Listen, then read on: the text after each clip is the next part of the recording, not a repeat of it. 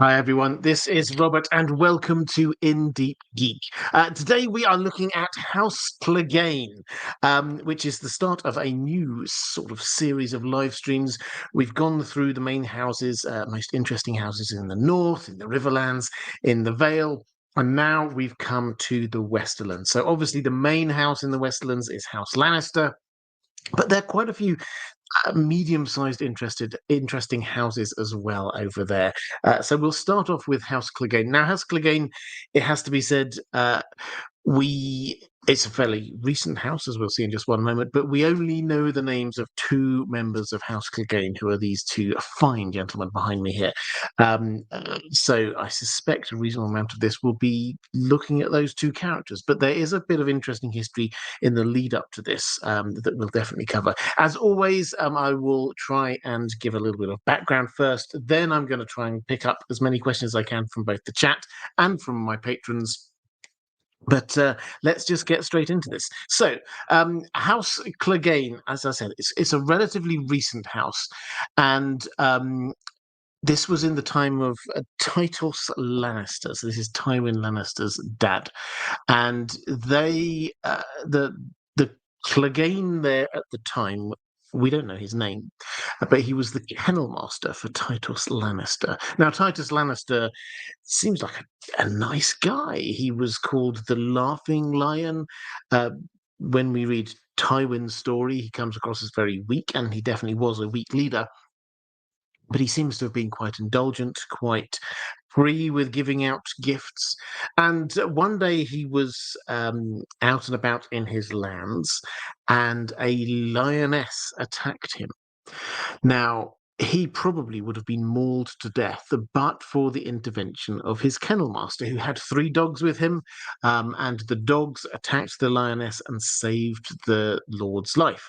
Saved Titus Lannister's life. Titus Lannister was so grateful for this that he said to his kennel master, "Okay, I'm now going to knight you for this. I'm going to give you lands. I'm going to give you a tower. You are now one of my vassals. You've been promoted. You've moved up the rung of feudalistic society." We don't know how much lands they are. The implication is not huge amounts, and the fact that it's referred to as a tower rather than being a castle also seems to suggest it's quite small. But they got established, and then for uh, the next three generations they have stood.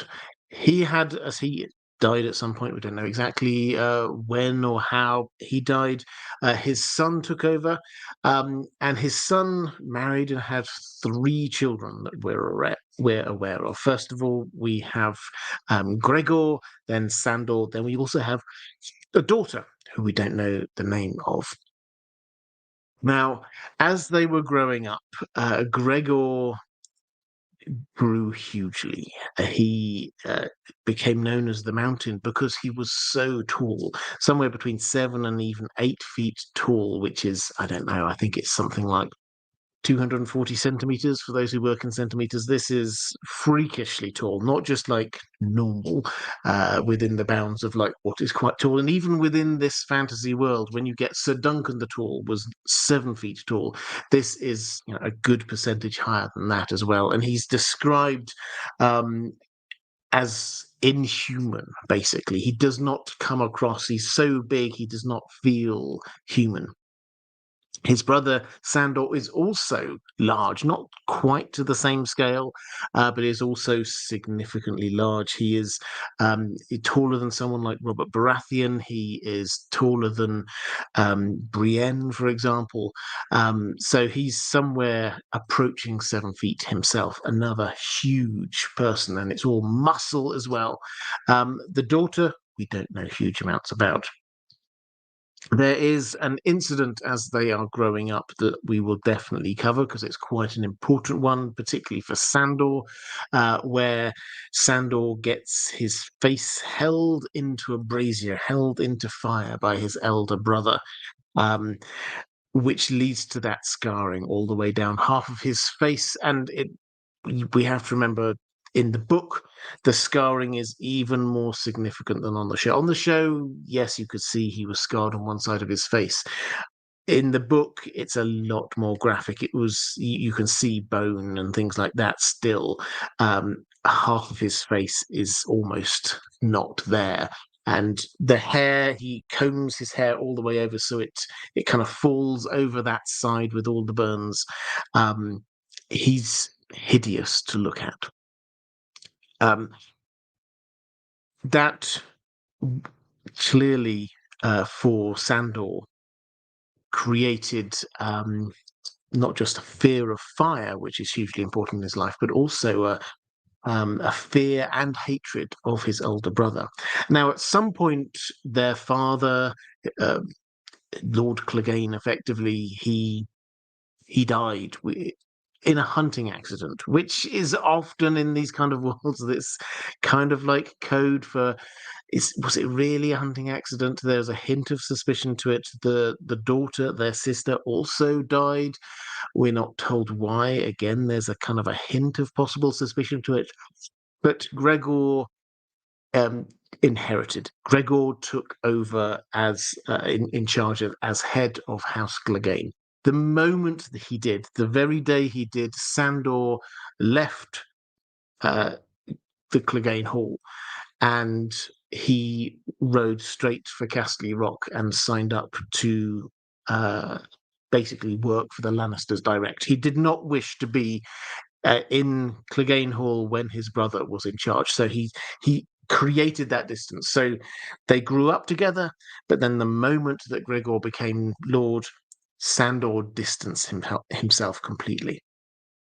Now, the two characters are often we view them as very different, but a lot of the outside world will view them as quite similar because they are both huge and they both do have similar tendencies. They're both incredibly violent, they're both incredibly strong, and they have a sort of very uncaring approach to the world, very cynical.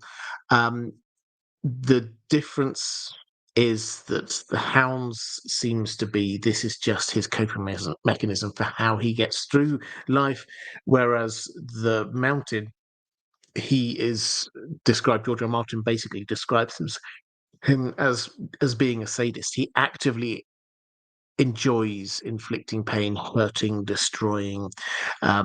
He's a horrible piece of work. Now, the hound grew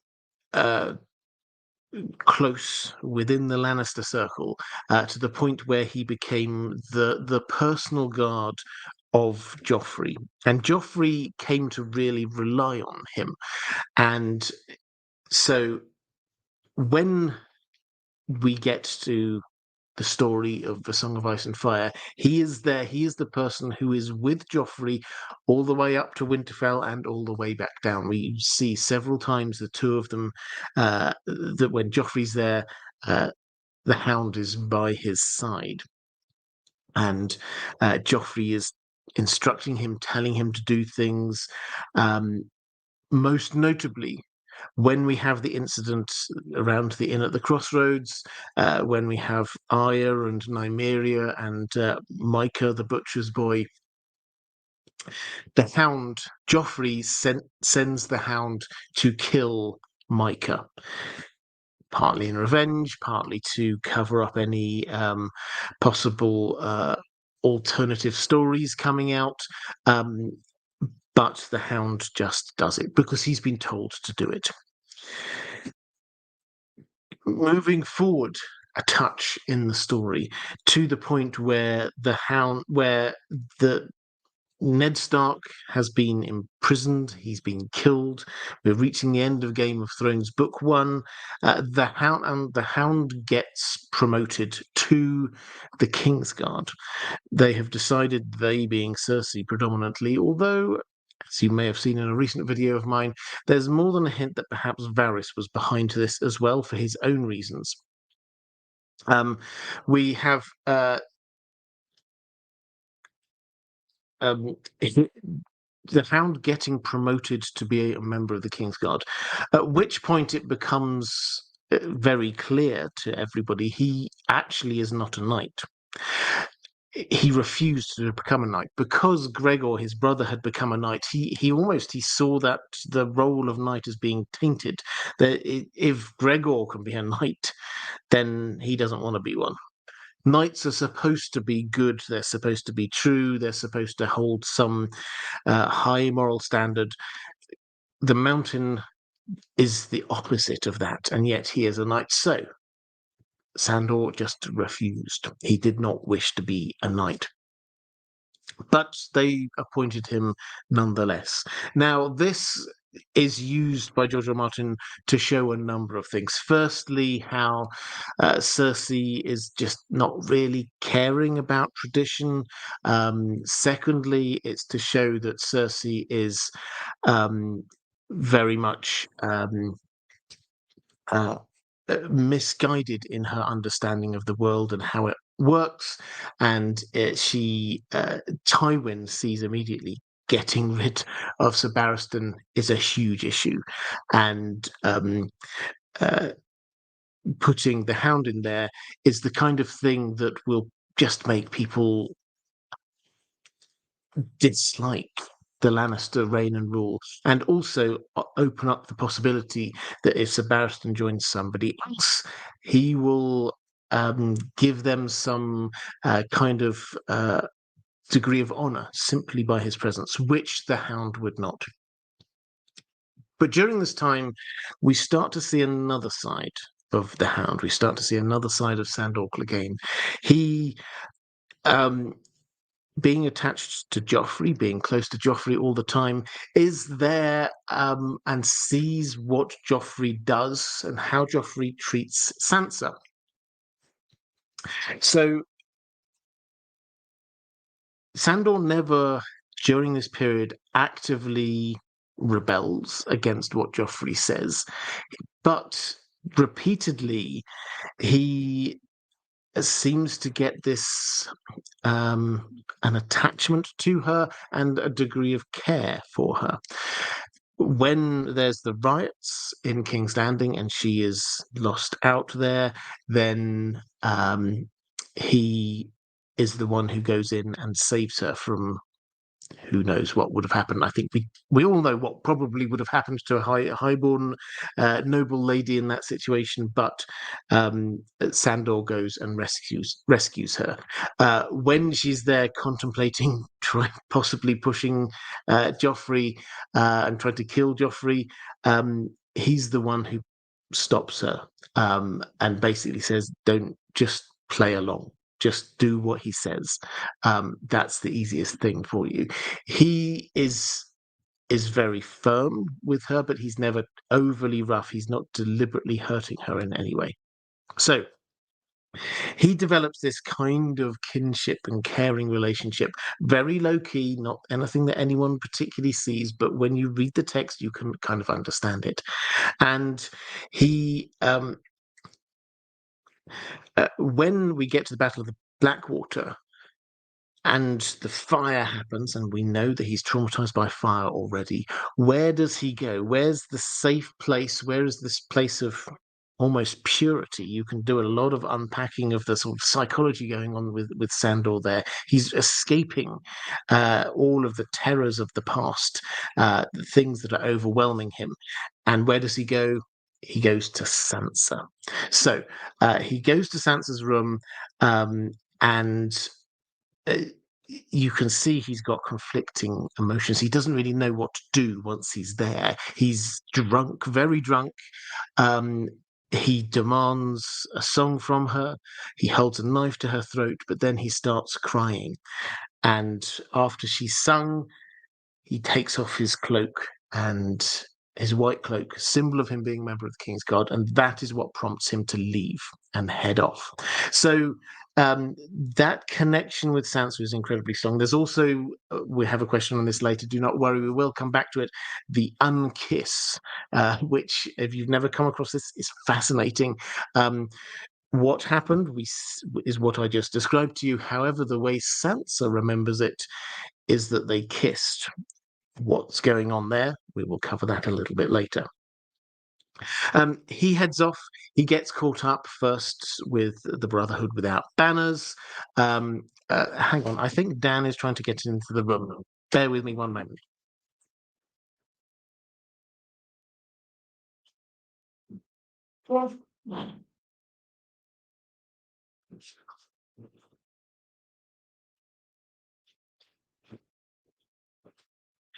No, he was indeed knocking out the door in his very doggy way. But the moment he saw me, he decided to turn around and go upstairs. So apologies for that. No Dan guest appearance today. Right. So he then captures Arya. The view that the thinking on his part is very much that he wants to take her to a member of her family, basically ransom her off, get a bit of money, and then he will take it from there. That plan does not work, partly because he can't go to different places. The Eyrie is blocked off to him. He wants to go to River Run, where he knows Robb Stark's heading, but they get there just at the time when the Red Wedding's happening, so that's a no-go. And through all this time, he starts developing a sort of a caring attitude towards Arya. So now we've had two of the Stark daughters who he's developed this kind of bond and connection with. And in their own ways, they both kind of soften him. The end of his story, with an asterisk by it, we'll come back to it, is that he gets in a fight, and he's victorious, but he gets wounded, and the wound becomes infected, and he cannot carry on anymore. And Arya, he tries to goad Arya into killing him because he just wants the pain to go away. He thinks that this is a mortal wound. She doesn't, and she sort of justifies it to herself. She just leaves him there. She sort of justifies it to herself that she's leaving him to die because he was on her list. Let's not forget, because he killed Micah. But in reality, she's kind of subconsciously taken him off of her list. So that's the last we see of him. There is another very probable sighting later, which again we will come on to. That's the Gravedigger. So if you're interested in that, we will be talking about that. The Mountain, over on his side, he will start back in time again. He was as the Lord Clegane, effectively, Sir Gregor Clegane. He was involved in Robert's rebellion. He was there with Tywin, and Tywin sent him and Emily Lorch to do the daring raid on the Red Keep, to climb up and to kill Elia and her children. So he was one of the people who did that, and he did so brutally. Why did he do that? Tywin ordered him to do it because he knew that he'd been late to join the war. The Lannisters had been late to join the war, and he felt that he needed to prove his loyalty to the new king, Robert Baratheon.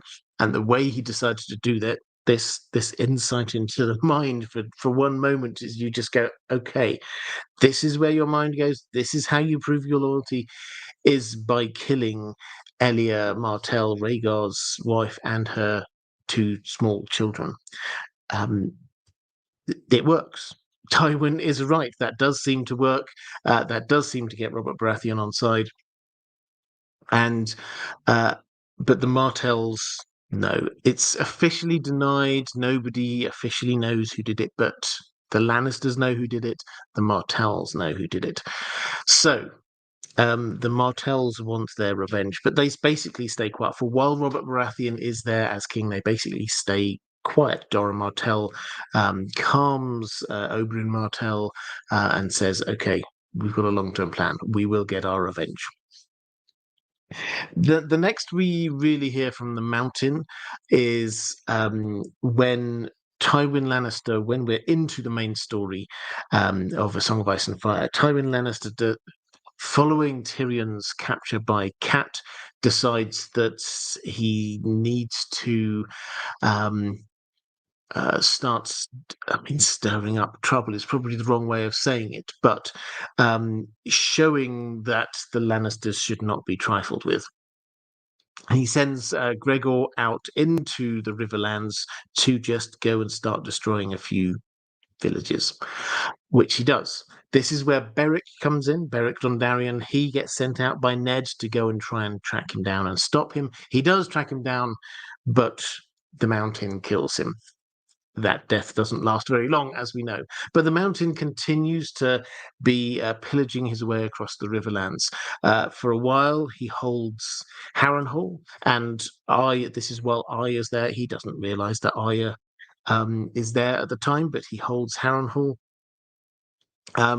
He joins Tywin's army at one point, and he stages the attack on Roose Bolton's army as it's heading north for the Red Wedding. This is a carefully staged attack to look as if this is the Lannisters trying to take out Roose Bolton.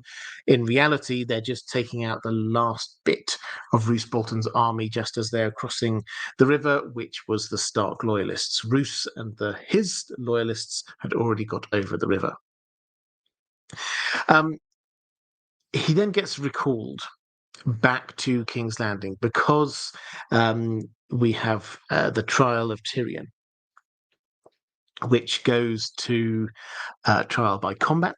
And in this trial by combat, Cersei decides that she wants the Mountain to be her champion, thinking nobody will be able to stand against the Mountain. She knows that Tyrion would probably choose Bronn and just thinks, well, Bronn won't want to stand against the Mountain. Who would? He is 8 feet tall, 240 something centimeters. He's massive. So Oberyn Martell, who is there, though, sees finally his opportunity to get his revenge for the death of his sister and his niece and his nephew. We know what happens there. The Mountain kills Oberyn, but is poisoned by Oberyn's spear. And this is a very slow burn poison, but eventually he dies. Now, that happens off camera. We can talk about that aspect in a moment as well, if you want. But then we get this reappearance a little bit later of a character called Robert Strong.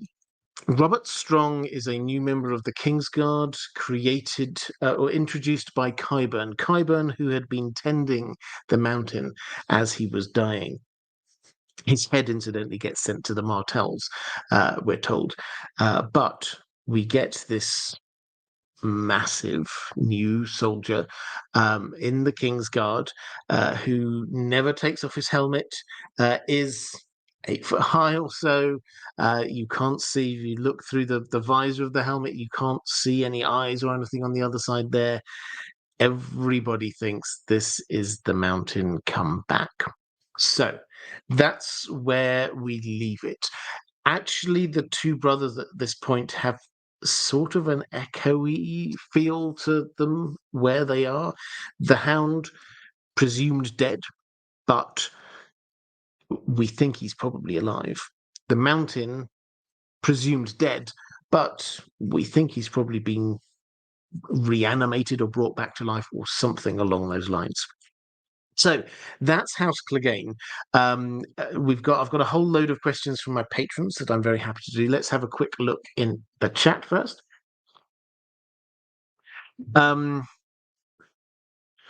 Maura Lee, hi there, Maura. Great to see you. Saying just a show of love, support, and appreciation for all the content, merch, and stories. Thought up song for House Clegane would be "Who Let the Dogs Out." Yeah, absolutely. So what I should say, actually, I forgot to mention it. So their sigil is a yellow background with 3 dogs on it. Now, this is harking back to their origin story. It was these 3 dogs that the kennel master, the first Clegane that we know of, used to kill the lioness who was attacking Titus Lannister. They are there on a yellow background, which is representative of autumn grass, which is what the situation was at the time. So that's their sigil. It's pretty plain and pretty straightforward, um, but it's sort of about where they came from, which is where, incidentally, where a lot of these um, houses' sigils come from, a sort of description of who they are and where they come from and why. Let's have a quick flick into the chat. Northern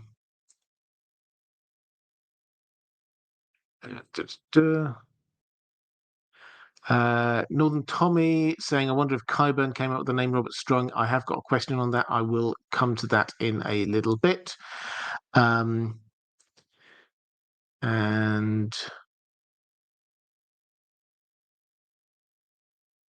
yeah, let's go to a few questions from Vanessa Shoesmith saying, I thought he had more than 3 dogs with him, but 3 of them died saving him. That's why it's 3 dogs. Yes, I think you're actually right. Sorry, I was just quickly flicking back to the text. Yes, that's a good, useful clarification there. Thank you very much. Yeah, it's not just that he used 3 dogs. 3 dogs died. That was his sacrifice in order to save his lord. Right, let's go to some questions from my patrons. Mr. Worldwide saying, greetings, my good Sir Robert, and to you too. Do you believe the Hound still has a role to play in the remaining story? Perhaps he boards a ship and meets back up with Arya and Braavos, or maybe he aids Sansa in her return to Winterfell.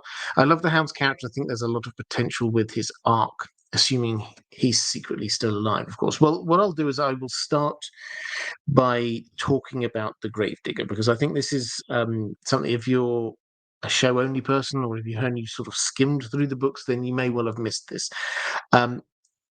This comes in a Brienne chapter in A Feast for Crows, and during that, you'll remember she's on this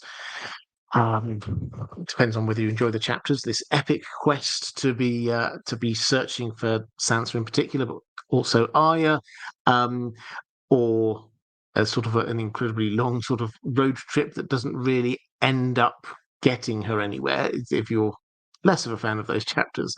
But as a part of this, she does hear that Arya was with the Hound, and so as she's following up clues, she tries to find out where the Hound is, and she ends up meeting Septon Meribald, who is this sort of wandering cleric. And he takes her to this place called the Quiet Isle. Now, the Quiet Isle is an island in the delta, really, of the Trident, and it's a place where there's sort of what I suppose we would call a monastery of sorts for the faith of the Seven, led by this character called the Elder Brother. And Brienne goes there with Sir Hal Hunt, and it's quite hard picking their way out across to the island. Its natural defences is actually the waters. There is a safe path that you can take, but it's quite hard to find. They go there, they find the stables, and in the stables they find there's a lot of just donkeys and mules, but then there's this magnificent stallion right at the far end, jet black, which seems incredibly hard to handle, and they tell stories about how this horse um, uh, kicked at one person, breaking their leg, and somebody else it chomped off their ear. This is a really tough horse to handle. They move on. They go walk up the hill towards where the elder brother is. They happen to pass by this gravedigger who is there, who Brienne notes is taller even than her and incredibly broad, and he has a limp. And as part of this, he kind of leans down to pet this dog called Dog. And then they get to the elder brother, and the elder brother basically says, "Yeah, so I do know about Sandor Clegane. I know about the Hound. He died, and um, then he sort of goes off in this sort of long story, a little bit about his past, um, and the plot kind of moves on, but people have started to pick up the hints here that actually not all is as it seems, because that stallion, that horse, is jet black and answers the description, and the elder brother admits that that is Stranger, which is the Hound's horse. Now, Stranger the horse is renowned for not allowing anyone except the Hound to either ride or lead it. So, how did it get to be there? Well, as far as we know, what the elder brother says is that the Hound died and they buried him, and then they brought the horse there, but that doesn't quite add up. Then you get this gravedigger figure who is there on the island. He doesn't say anything. He's taller than Brienne. Not many people are taller than Brienne, so that's hint number one. Hint number two, he's got a limp. And hint number three, the main thing that he does that we notice is pet a dog. The Hound petting a dog. And then we get the elder brother who is asked, Brienne asks him straight out, is the Hound dead? And the elder brother says he is at rest. And then pauses, and then gives this long history about how he himself had been a soldier, um, but now he's doing what he does here, and it's like having a new life and things like that. And it's just like, are you trying to tell us something here? And the clear implication is that what has happened is that the elder brother found the Hound dying, treated his wounds, and brought him and his horse over to the Quiet Isle, where he says he buried the Hound. The Hound was buried. They buried his flesh. They put his helmet there above the grave, and the thinking amongst the fandom, and I wouldn't say it's universal, but most people who study this think this sounds about right. What has happened is that figuratively the Hound has died. Sandor lives on, and Sandor is now a part of this quiet community here on the Quiet Isle. He's being a gravedigger. Is this perhaps some sort of penance for him that he is happily working his way through? He all of that bit of narrative is very focused on this idea of broken men, soldiers particularly who have been broken by war and by tragedy, and how do they build themselves back up again? And one of the ways that they do some of these is by turning to communities like that and just leaving their old life persona behind and just starting up again from scratch. And this is the implication, is that this is where Sandor is now. Brienne doesn't really join up all of those dots, so we're left to do it. And therefore, the question of what's his what role does he play in the rest of the story? Will he board a ship and go to meet up with Arya? I suspect not.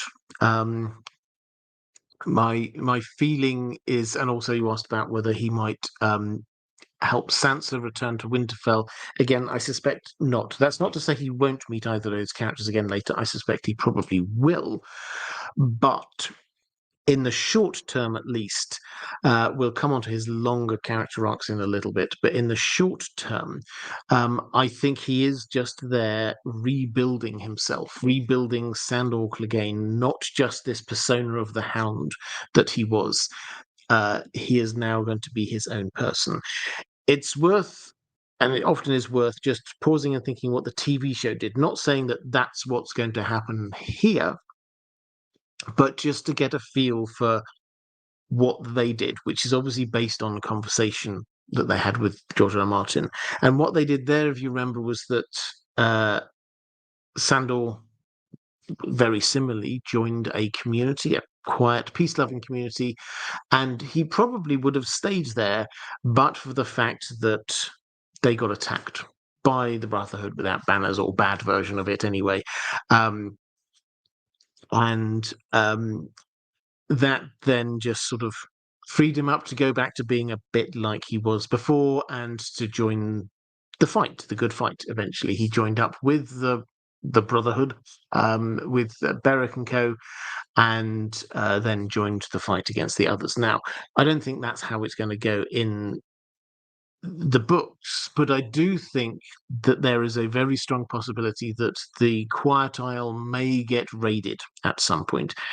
Almost everywhere else around there has been raided by someone at some point. They have somehow managed to survive because they're an island in this kind of estuary, because they're hard to get to. However, the rumors are there that this is just downstream from the Ruby Ford, which is where the decisive battle in Robert's Rebellion had happened 15, 16, 17 years ago.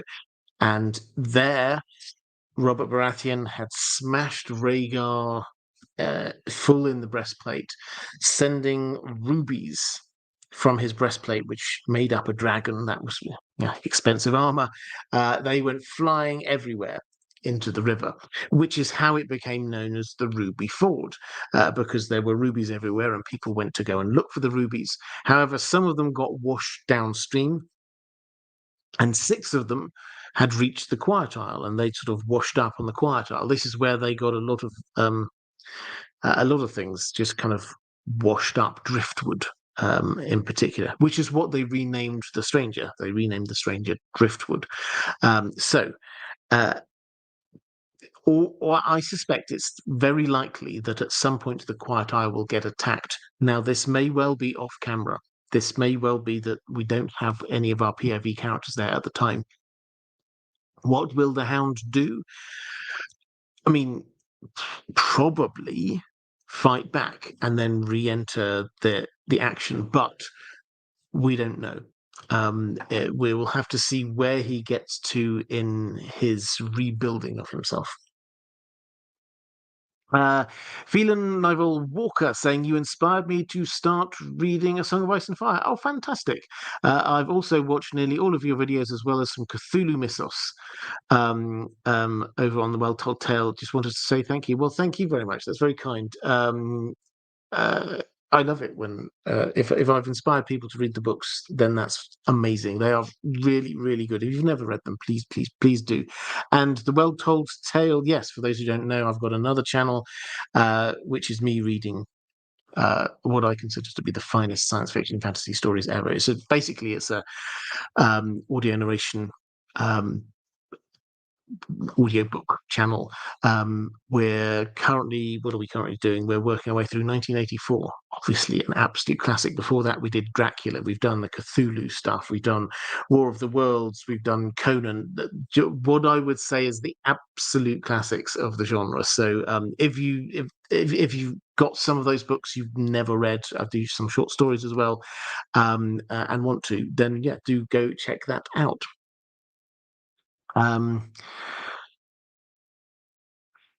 Now, let's go to Magma Frost, saying, "Hi, Robert. The Cleganes are a very short-lived house, lasting a mere 3 generations. Are such short-lived houses often popping in and out of existence in Westeros, or are the Cleganes a rarity in this regard? What are some other notable short-lived houses we see?" And you've suggested Baelish and Seaworth, both of which are definitely short-lived, but they're still going at the moment. That one clear example does come to me, which is House Towers, possibly also House Charis. We don't know all of the history there. A lot of those houses who ruled Harrenhal didn't survive very long, literally just a few generations. So is that rare? I think the answer is yes, but it might be more common than we know, because House Clegane, House Baelish that you talk about, also, which is obviously Peter Baelish, his grandfather was granted some lands, which is like the Cleganes were granted some lands, and you also talked about House Seaworth, which is Davos, being given some lands. These are not big bits of land, it has to be said. These are just like small tracts of land, which probably are given out quite regularly. What you find if you sort of go through the histories of Westeros, you'll find the lands that each of the houses control, they're not set in stone. Often you'll have some sort of a war. One house will have been on the losing side. They will have a little bit of their land carved out, given over as a reward to somebody who was on the winning side. Sometimes that's a small new house. So at a lower level, this quite often happens. An example you would have is in the Swan Sword, the Duncan Egg story, which is dealing with small houses and houses that have had bits of land carved off and given to another local house. That level of thing seems to happen relatively regularly, but it's below the radar of most of what we read about, because what we're reading about, always said, we're reading about mostly the 1%, the absolute top level of lords and ladies in this land. And below them, there's another rung of houses below them. There's another rung of houses below them. There's another rung of houses. And at that lower level, then yes, this probably does happen quite a lot. We just do not see it.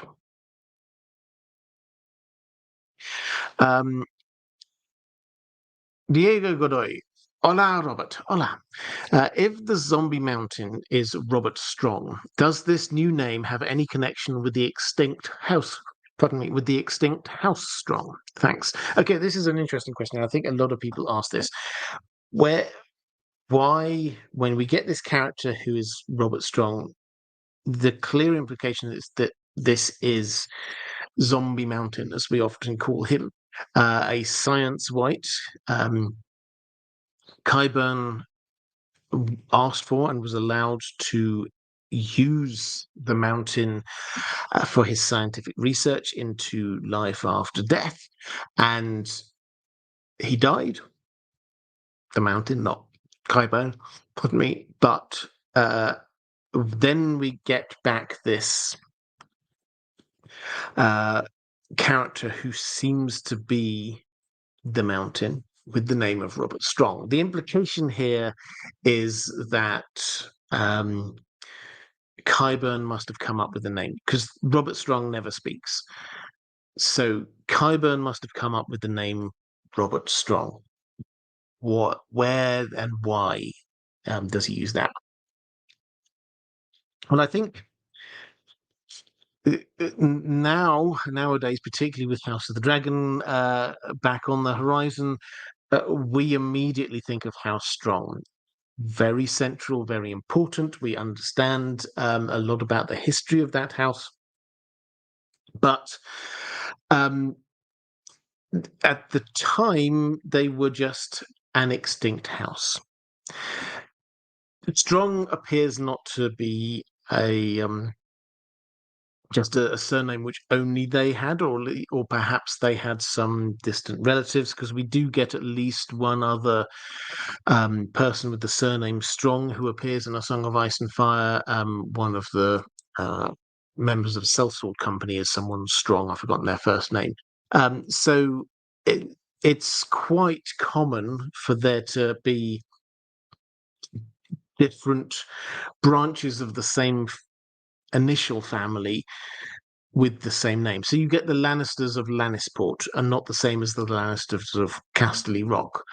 they're close, obviously, but they're slightly different. The Arryns, there are different Arryn clans dotted around the Vale. There's the Arryns of Gulltown, for example. So the idea that there might be more Strongs is not that weird, and I think we should probably take it as a reasonable bit of evidence that nobody seems to bat an eyelid at this name. They don't think, hang on a moment, how is this person's surname Strong? It can't be that house died out 100 years or more ago. How can this possibly happen? Nobody seems to think that. So this in-world does not seem a bit weird, but clearly there are, if you're thinking of names, what sort of images and thoughts and feelings might this conjure? Qyburn strikes me as the kind of person who would actually think about this kind of thing. Robert, clear link across to Robert Baratheon, who still the Lannisters were effectively ruling in the name of. He died, but their Tommen was there as they were putting this across as being Robert Baratheon's son. So Robert, a very loyal kind of name. Strong is connected to Harrenhal, and this has a number of layers. The Mountain was effectively, for a while, the Lord of Harrenhal. If not Lord, then Castellan. So he was like the person who ran Harrenhal. So there's a link there already, and that's also where Qyburn himself first started his climb back up, meeting Roose Bolton, then Jaime, social climbing skills, getting himself closer and closer to a position where he could restart his research. So I think that he probably saw Harrenhal for him personally as a very important place. Perhaps he wished to mark that. Because the Zombie Mountain, if we accept the fact that this is the Zombie Mountain, this is the height, this is Qyburn reaching a breakthrough. He's been theorizing, although we hear him talking to Jaime about it. He does that anecdote about life after death. And he says, when I was in the Citadel, I went into a room and there was just a chair in the middle of the room. And I knew that just a few moments before I'd been there, then a woman had been sitting in that chair. Why? Because there's an indentation there, and there was still lingering in the air just the faint smell of the scent that she was wearing. And he said, this is what it's like with life after death. Something lingers. When you die, something lingers of you after death. So that's his theory. That's what it is that he's working on, and what he was trying to do when he was in the Citadel before he got kicked out. Now, when he gets to King's Landing, he gets this opportunity. Cersei gives him space, a laboratory space, a fresh load of victims for him to be doing research on, and some money to be getting whatever instruments he wanted. And finally, he's managed to make this breakthrough, which incidentally, I think this is a prototype. Do not expect this to be just the Zombie Mountain. If Qyburn has figured this out, he can do it more times than that. So expect there to be more to follow in that storyline. But he will see Harrenhal as the turning point for him. He'd been studying the thing he wanted to, perhaps making some progress, then everything got cut off. He was completely down on his luck, and then Harrenhal happened, and then he came back up again. So I suspect he will have seen Harrenhal as being this turning point in his life and career. And I think the final thing I would say, in terms of how strong, Qyburn probably will have wanted a name which, I mean, it's not a sort of a name which sort of stands out hugely. It sounds quite generically Westerosi, but it obviously makes people think of how strong. How strong we know had strong people in it. Harwin Strong was thought of as being the strongest knight in all the land. So if he is related, then that makes sense why Robert Strong should be so big and impressive. And also, this is a house everyone thinks is extinct, so nobody's going to be querying where did this person come from. There are no members of House Strong out there who can go, well, hang on a moment, who's this guy? So all in all, it feels like the kind of name that Qyburn would come up with because it meant something to him personally, but also that it would help the kind of disguise, the vague disguise he's got. E. Marty saying, hello, off topic, but could Varys be lying about being a eunuch? His voice got a lot deeper talking to Kevin. I missed the Roberts Rebellion videos. On the Roberts Rebellion videos, they are coming back. Do not worry. I've taken down a few videos, but they will be coming back up. Do not worry. The Roberts Rebellion ones, I am waiting just. I did have this thought. In case you missed it, George R. R. Martin has said that there is a stage play of the tourney at Harrenhal in the works, which could be coming out later this year. So if that happens, there will be lots of new information which I will want to put into those videos. So they will be back perhaps after we get that. As for Varys, could he be lying about being? Yes, he could be lying about. I mean, we've got no evidence one way or the other. We just have to take his word for it, really. Does it make huge amounts of difference to the plot? I mean, probably not, unless it turns out that Fagon is his son or something along those lines. So, possibly.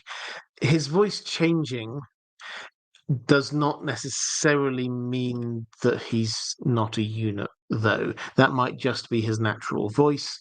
We hear his voice change a few times when he tells Tyrion the story of how he lost his bits. Then that he changes his voice just before telling the story. Tyrion notices, as if this is like an oration that he's about to go into. But if he wished to create a persona for everybody, then perhaps he's got a slightly higher pitched voice. He's a gifted actor, we know that much. And so perhaps when he thinks that he is alone, he allows his voice to just relax down to its normal level. So it's possible, but I don't think his voice being different when he's talking to Kevin doesn't necessarily mean that he's not a eunuch. Commander Ray saying Army of the Undead versus the Undead Army. Yes, so this is a really big thematic point. So on the TV show, they tried to pitch the last part of the story. Some of the last part of the story is like the army of the dead against the living, which even on the TV show I thought was a little bit of a stretch, because who was there at the forefront of the army of the living? Jon Snow, Beric Dondarrion. There's a lot of undead or brought back from the dead characters there, but the situation will get even more complex in the books. We have the army of the dead, the Whites, with the White Walkers, but then there will be also, we've got Beric leading into Lady Stoneheart.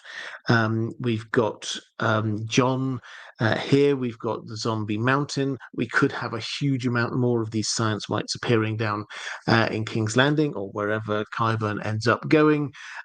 Plus, we've got a whole load of other characters who are potentially undead in some way. We have Varys, we have Melisandre. This is a lot more of a complex situation than we sometimes make it, or at least the TV show made it out to be.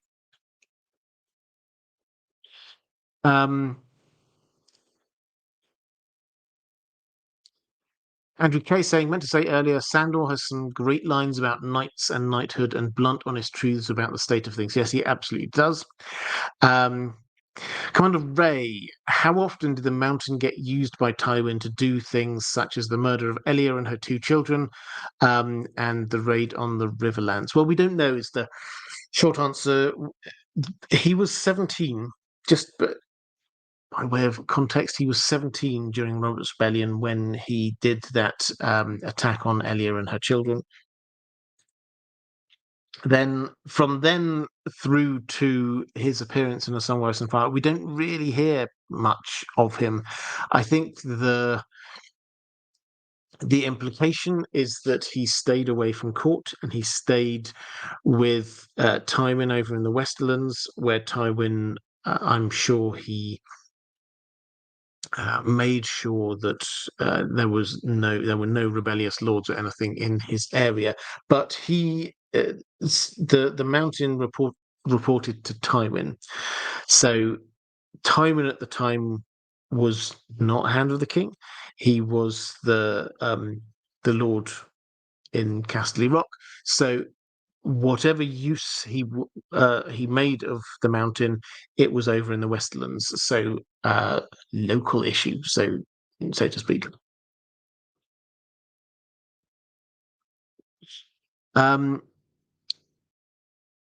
Basman saying, "Hi, Robert. Do you think House Clegane will survive as a house, or will they die off when the story reaches its end? Gregor is technically dead, and we haven't heard about him having heirs. Sandor doesn't seem like a family man as well, and we basically know nothing about their sister. Will their house be forgotten about in the end?" And George R.R. Tolkien also saying, "Salutations. I was wondering if you thought where you thought the Clegane story will take them, what's in store for the brothers, and do you think we will get that epic clash at the end?" So, in terms of the wider house, the only members we know that are alive are Gregor and Sandor. So the working assumption is that if they both die and they don't have any heirs, then yes, the house would cease to be. Now, Gregor has officially died. So the only person who is not officially dead is the Hound. There's a lot of mystery surrounding him. Ironically, there is someone, I think it's Rourke actually, running around in the Riverlands wearing the Hound's helmet, and everyone thinks that the Hound is still alive and well. Whereas we, the reader, are made to think that he's dead, but also given clues that he's alive. So, for many people, it may well be actually House Clegane has already ceased to be. We're in a time of war, so these kind of things, people don't concentrate on the detail of the matters too much. But officially, both of them, from some people's perspectives, are dead already. And the Lannisters, given the way that Sandor basically ran away from his post, they're not going to welcome him back as the Lord of the House Clegane anytime soon. So that's the first starting point. The bigger point about where they might be going now. Zombie Mountain, we don't know enough yet about how much of his own volition he has. Does he just follow orders, or can he think for himself in some way? We don't know, but the implication is that this is the end of his character arc, so to speak. So he's not there with some kind of unfilled role or purpose that he has to go and achieve. He is now a supporting act in Cersei and Qyburn's dramas. The Hound, however, has several art issues that have to be dealt with. And when I say have to be dealt with, this doesn't mean that there has to be some big confrontation at the end of it in order to see where he comes out on each of these different issues, but there needs to be some sort of resolution or an acceptance that this is just going to carry on in some way. The first is obviously with his brother. He both fears and hates his brother. What kind of resolution could we get there? Well, we could have what we talked about for a long time in the community was Clegane Bowl, the two of them fighting each other, which we sort of did get in the TV show. So that's one way that he could. Another way is that Sandor could see his brother, and I quite liked this idea that he could actually suddenly do a sort of a mercy kill. He could have some kind of empathy, sympathy for his brother come out and end his life and end his suffering. Another is that he could decide, I'm just going to let that go. Actually, I've grown as a person. Yes, my brother was horrible to me when I was younger. Yes, he's a bully and a tyrant and many other horrific things. But for me personally, I can now let that go. So there are a few different ways that could be dealt with. There's also his issue with fire. Now, he finds fire traumatizing. Is he going to come around? So this would be a very good kind of George R. R. Martin plot device, coming around to actually using fire in some way. Again, on the TV show, he was seeing visions in the flames, fiery swords going on all over the place. So he came very much full circle, and to the end where he could kill himself and his brother in the flames. That's a very full-on kind of fire arc. But it does make you wonder whether he will reach a point where he reaches some, with him and his fear of fire, he reaches some point where fire is useful for him. So there needs to be some, I think, some kind of resolution there. And then there's also this lack of resolution with the two Stark girls, Sansa and Arya.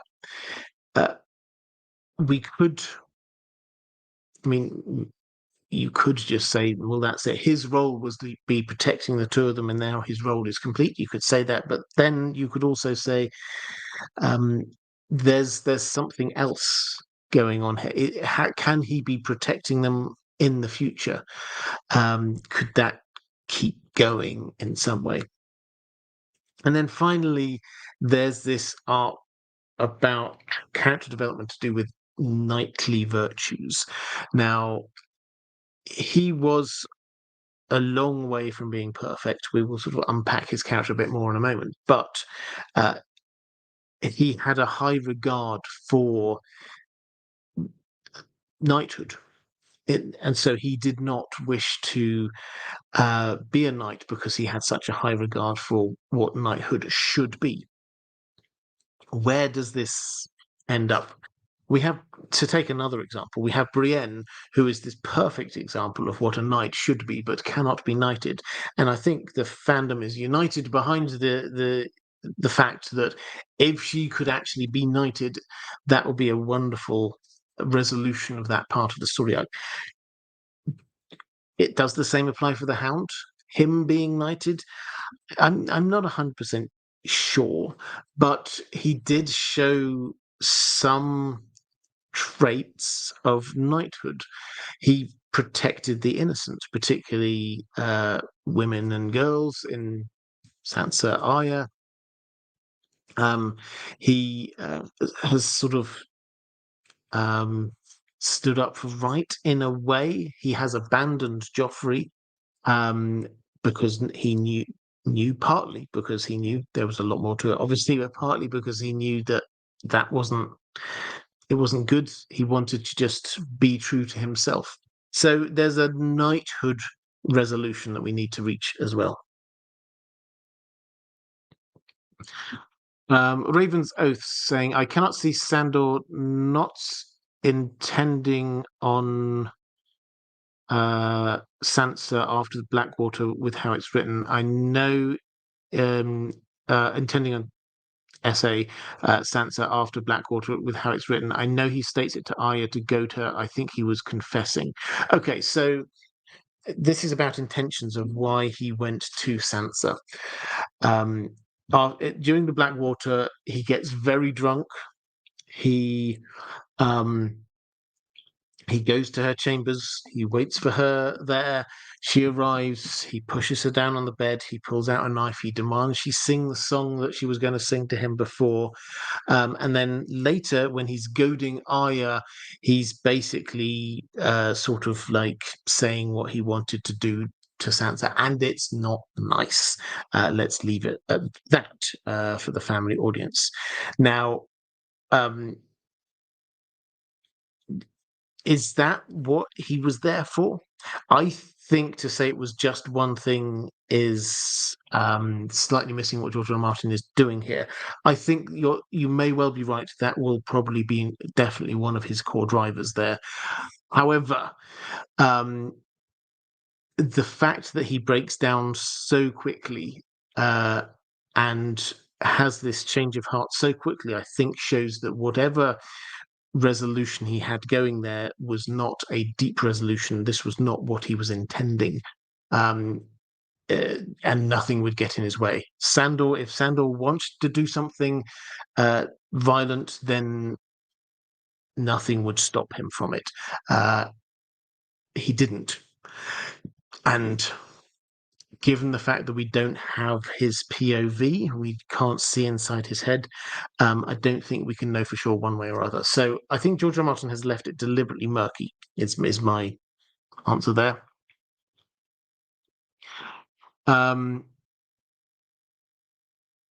Reflective rambling saying he gets very drunk. Yes, cheers. Andrew Kay saying to Sandor, those qualities, displaying them is basically anti-knight, given his view of them. Probably best he isn't actually knighted. Yeah, so it's not that he. It's hard to sort of talk about Sandor without sort of trying to paint him as being like a great. He's not a good guy. He's not a hero by any stretch of the imagination. He does display hints of knightly virtues, but that does not mean that he would or should be a good knight. So anti-knight is probably I don't know whether I would say quite go that far. I would say he's anti what knighthood has become. It's actually quite conceptual. It's not. I don't think he's against knighthood as a thing.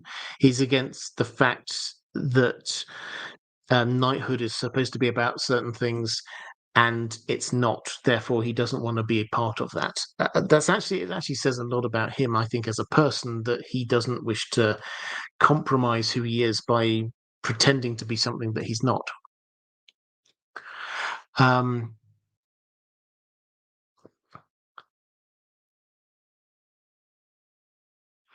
April May saying Sandor is where he is still because he is waiting for Arya to return. He's not far from Salt Pans. He will either head for her or she will return, and they're going to get back together. Yeah, I mean, I like that idea. That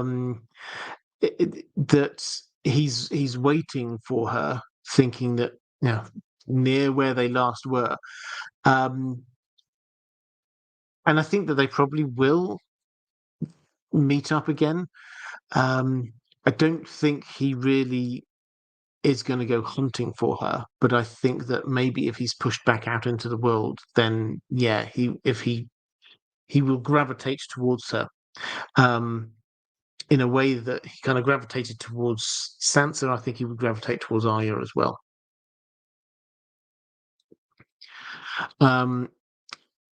Let's go to Commander Ray. What were the Cleganes like before the two we know in the story? Were they good lords? I assume they weren't. And from what I remember, they've always been hard men who, like the dogs in their banner, love the hunt and to kill. What does it say, not only about the Lannisters, but feudal society in general, that what gets you elevated in society is violence? Well, we don't know about any of the other Cleganes.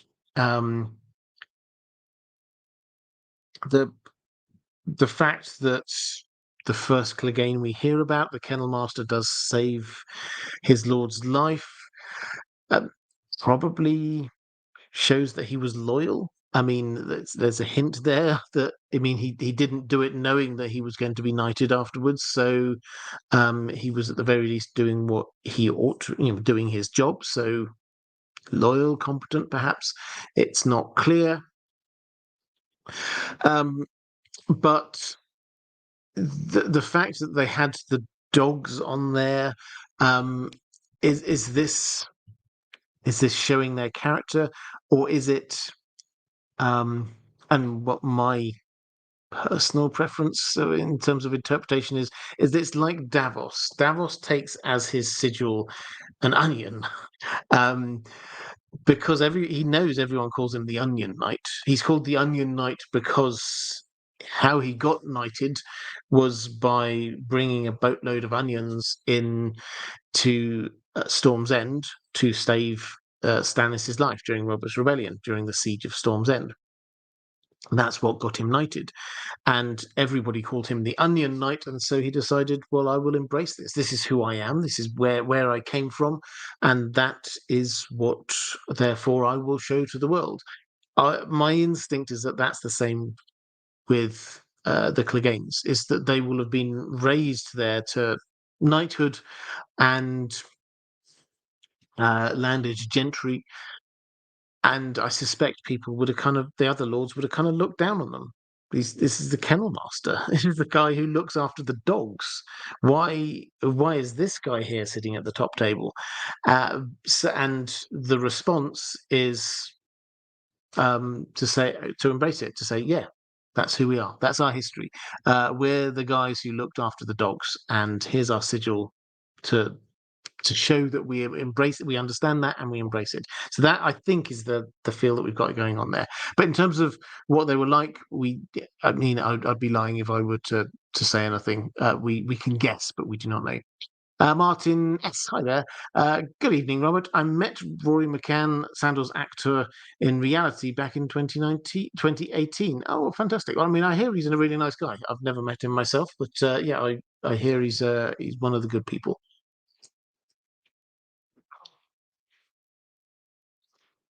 Northern Tommy saying, taking the mockery and making it his own badge of honor, so to speak, reclaims it and uses it as a shield. Yeah, it's putting into practice actually what Tyrion said about knowing who you are, and then using that as a shield.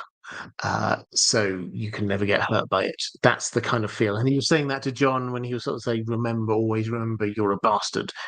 They'll remember you're a bastard. They'll call you a bastard, and you either let that hurt you, or you hold it up and say, "This is who I am," and you use that as your shield. That's the kind of feel we've got going on here, I think.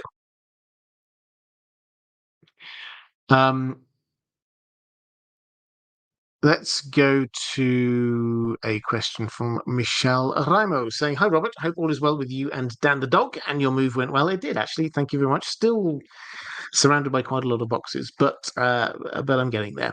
My question is about the infamous kiss/non-kiss between Sansa and Sandor. We know that they in fact did not kiss, but Sansa has created this false memory in her head that it happened. What do you think is the thematic purpose or point that George is trying to make with it? It was a part of the story that always confounded me. Okay, so I've explained the outline of this.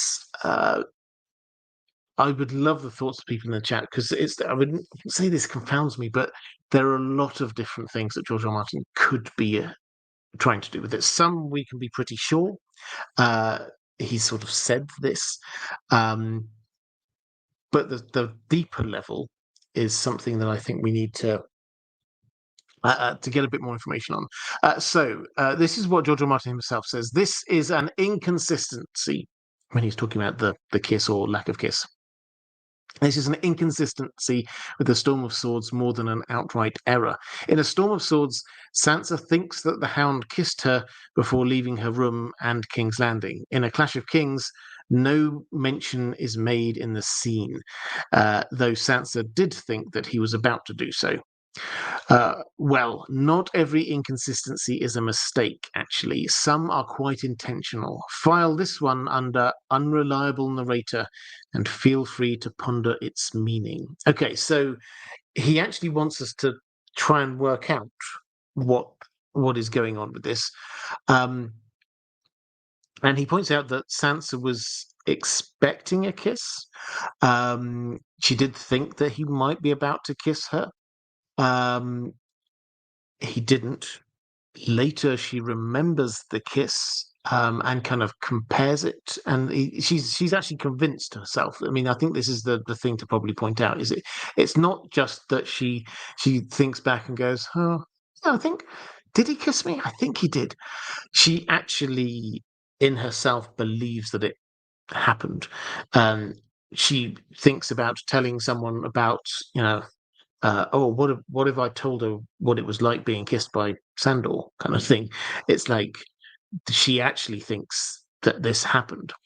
Now, what can George R. Martin be doing? Well, first of all, he uses the phrase "unreliable narrator," which, if you've not really come across it, this is a writing technique, which became all the rage. I don't know. 10, 20 years ago. So while he was writing this was something that a lot of writers were thinking through.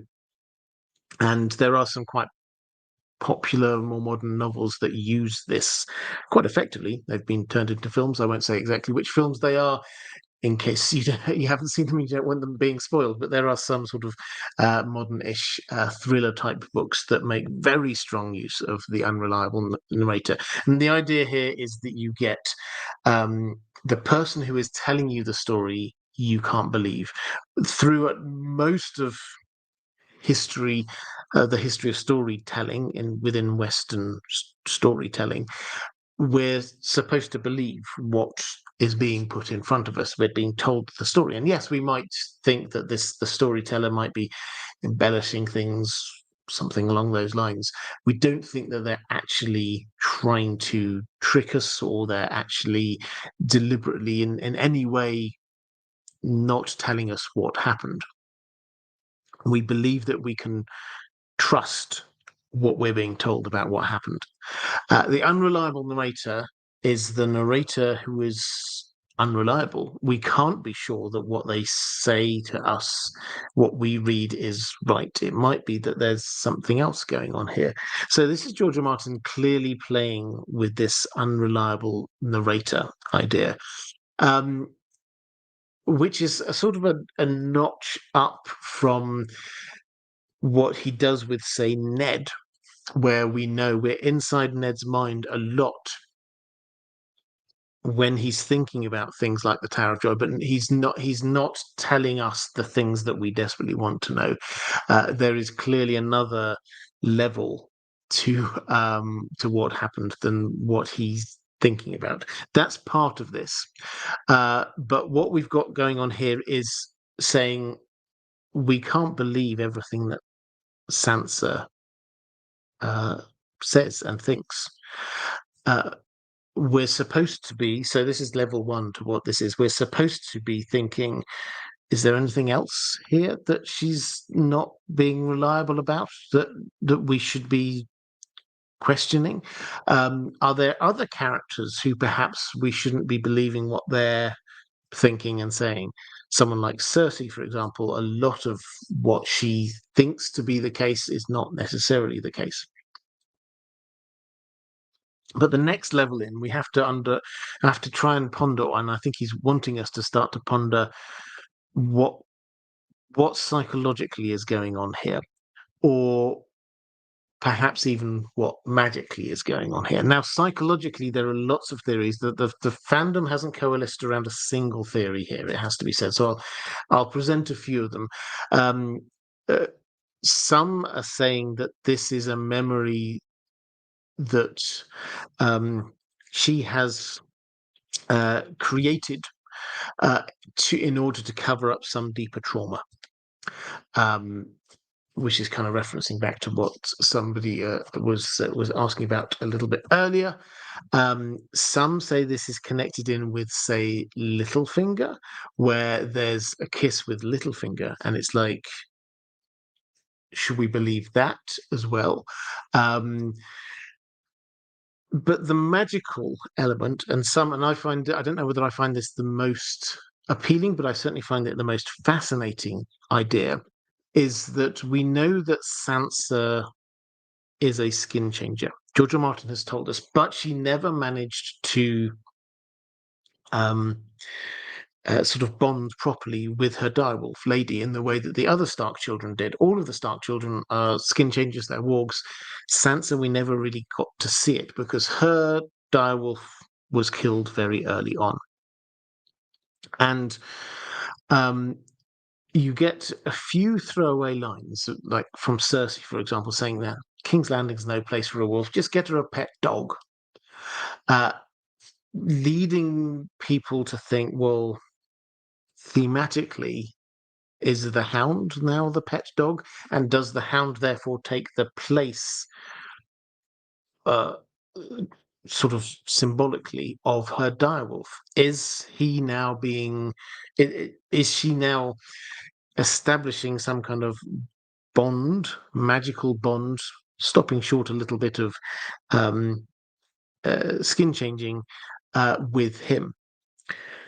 Which is entirely possible because the hound does seem to get sort of soften around her in particular. It's not as if he'd never come across an innocent young noble lady before, but he does seem to be a lot more sympathetic to her than we might think. And might this therefore be that when she thinks that there was a kiss, what she's actually remembering is the intimacy of her establishing some kind of bond within that scared moment of having a knife against her throat, of having a very drunk man demanding things from her. She kind of reached out and almost kind of saw it from. She thought he was about to kiss her. Perhaps that was what he was thinking, and maybe she then mind melded with him and saw things a bit from his perspective of what he was wanting to do.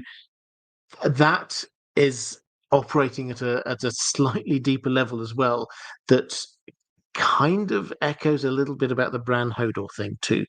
It's quite hard to wrap your mind around, but if you're just thinking about it as being, this is the start of her having this kind of skin changing bonding moment with him, then I think that kind of works. But I would love to know your thoughts. I'll have a quick look in the chat in a moment. I'd love to know your thoughts on what George R. R. Martin was wanting us to be pondering about this.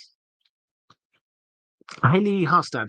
Hello, Robert. Where do you think Sandor's image of a true knight came from? I want to think it was similar to Sansa. He was similar to Sansa as a child and saw life like it was a storybook.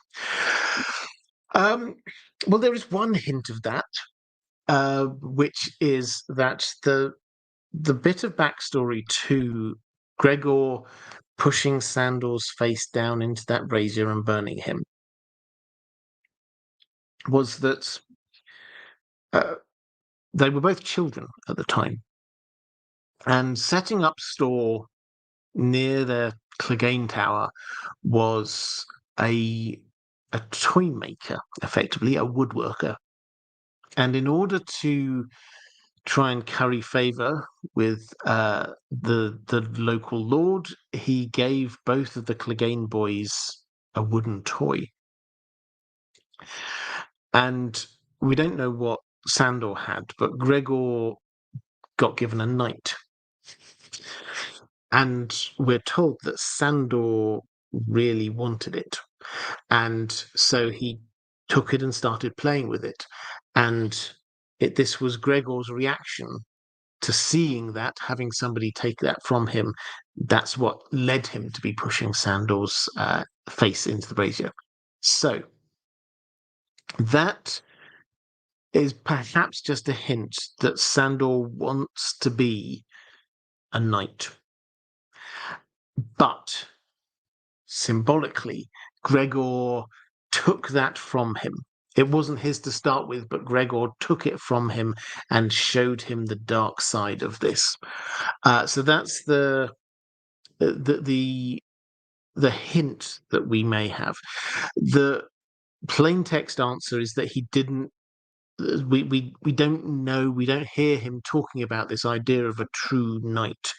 He's always very gruff about it and sort of he's talks about it more in relation to his brother. His brother had been knighted quite young by Rhaegar, incidentally. Rhaegar knighted the Mountain. So this was before Robert's Rebellion. And by this point, Sandor would already have been scared of and hated his brother. And then he saw his brother being knighted. And I think you can certainly imagine him thinking, well, if he's a knight, I don't want to be a knight. And that's a lot more of a kind of a personal journey. So there's a hint, perhaps locked deep down inside, that he did want to be a knight. He did want to. He did think that knights were good and great in some way, and then he had a huge reality check. But there definitely is this huge dollop of, if he can be a knight, I don't want to be a part of it. Reflective rambling, picking up a question from Amber saying, I saw a theory that the Hound is projecting his sister onto the Stark girls. Is there any basis to this in the books? Oh, that's interesting. So we talked about the fact that the two brothers, they had a sister. She died in mysterious circumstances. We're not really told. They hushed up a lot of things there in Clegane Tower. Incidentally, the boning that Sandor got was hushed up, and they told everyone it was a bed fire, and that's how he got all of those burns. The sister died in mysterious circumstances. Sandor doesn't sort of go into great detail about her. We don't even know her name, but it does kind of make sense. Sandor, more than most characters, you can trace back a lot of his fears and neuroses and hatreds to his childhood. And you get his brother, you get fire, you get the night thing. You can trace all these things back to just those few small things there in his childhood. The fact that he had a sister who would have been a child, presumably when she died, and then she went, and the implication, we're not told this, but the implication is that Gregor somehow, for some reason, killed her. He lost two wives, suspiciously, allegedly killed them too. The father died suspiciously. Perhaps he killed him too. The implication is perhaps Gregor did take away Sandor's sister. So it makes sense that, yes, there's this element that Sansa and Arya do represent this sister that got taken from him by Gregor. Let's go to another question from Stephanie Lash. Oh, not a question, just saying thank you. Thank you very much. I hugely appreciate that. Weirwood Nets, it's been an hour and 30 and we've not praised the mods yet. That's a very good point. It's now an hour and 32 by my clock. Moderators, thank you. You do amazing work. I always try to take a pause partway through these live streams just to say, if you are there in the chat, the reason why it's such an uplifting place to be and a safe place to be is because the moderators do an amazing job. So if you are there watching live, could you just show them a little bit of love, let them know that you appreciate what they do, because it can sometimes be thankless. And with the TV shows returning, sometimes we get the return of the trolls as well. So I'm sure they will be very busy over the coming weeks and months. Yeah, show them a bit of love. Thank you. And a bit of love from me to my patrons. Thank you very much. You know I can't do what I do without your support, so thank you very much.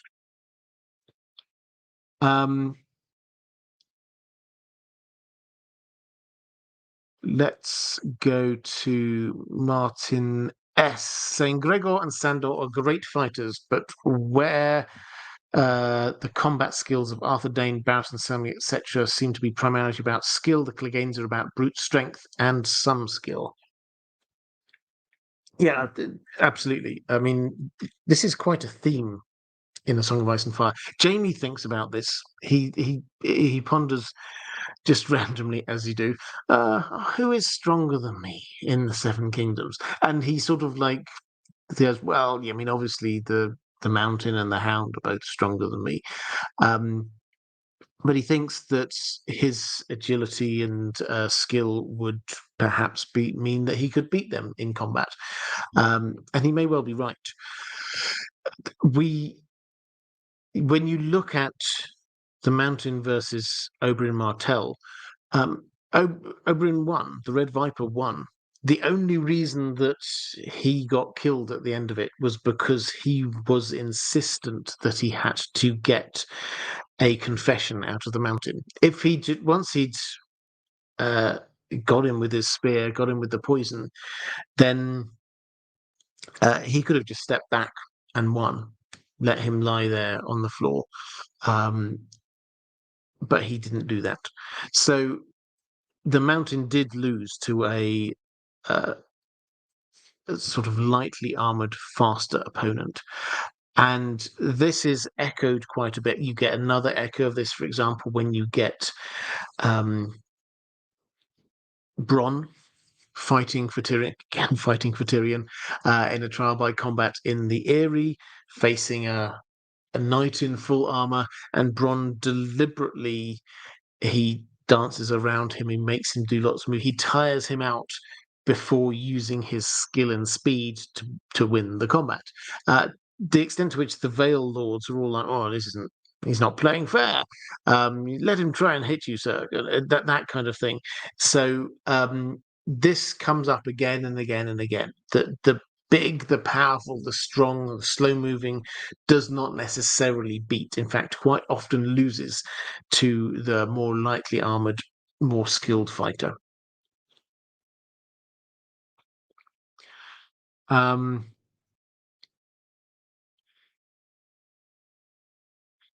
Right. So let's have a quick look see whether what people were saying here about the unkiss, which we were talking about just a moment ago. Andrew Kay saying part of it with Sansa, I think, is her head spinning and a lot of appearance versus reality going on. The knights that look the part are awful, yet the big scar, violent guy shows her kindness. Yeah, that's definitely a thing going on with Arya over time. She heads down south with this idea that um, the beautiful knights, the ones who look great, they're the people you want to be with. But very slowly, she sees what Joffrey's really like. She sees what knighthood is really like. Um, and she starts to realize that often it's the people who physically repulse her, like the Hound, like Tyrion, who are the ones who are actually showing some degree of care towards her, and that is something that she starts to think about the further into the books we get. When she's in the Vale, in particular, she starts to think about this quite a lot. Chunky Sauce saying projection of her subconscious onto Sandor mixed with her desperation for a knightly savior to the point of it being someone she would never consider in her conscious mind. Perhaps Gabriel Miller, whose head was sent to Dawn, I will pick up on that in a moment. Um, yeah, I think that's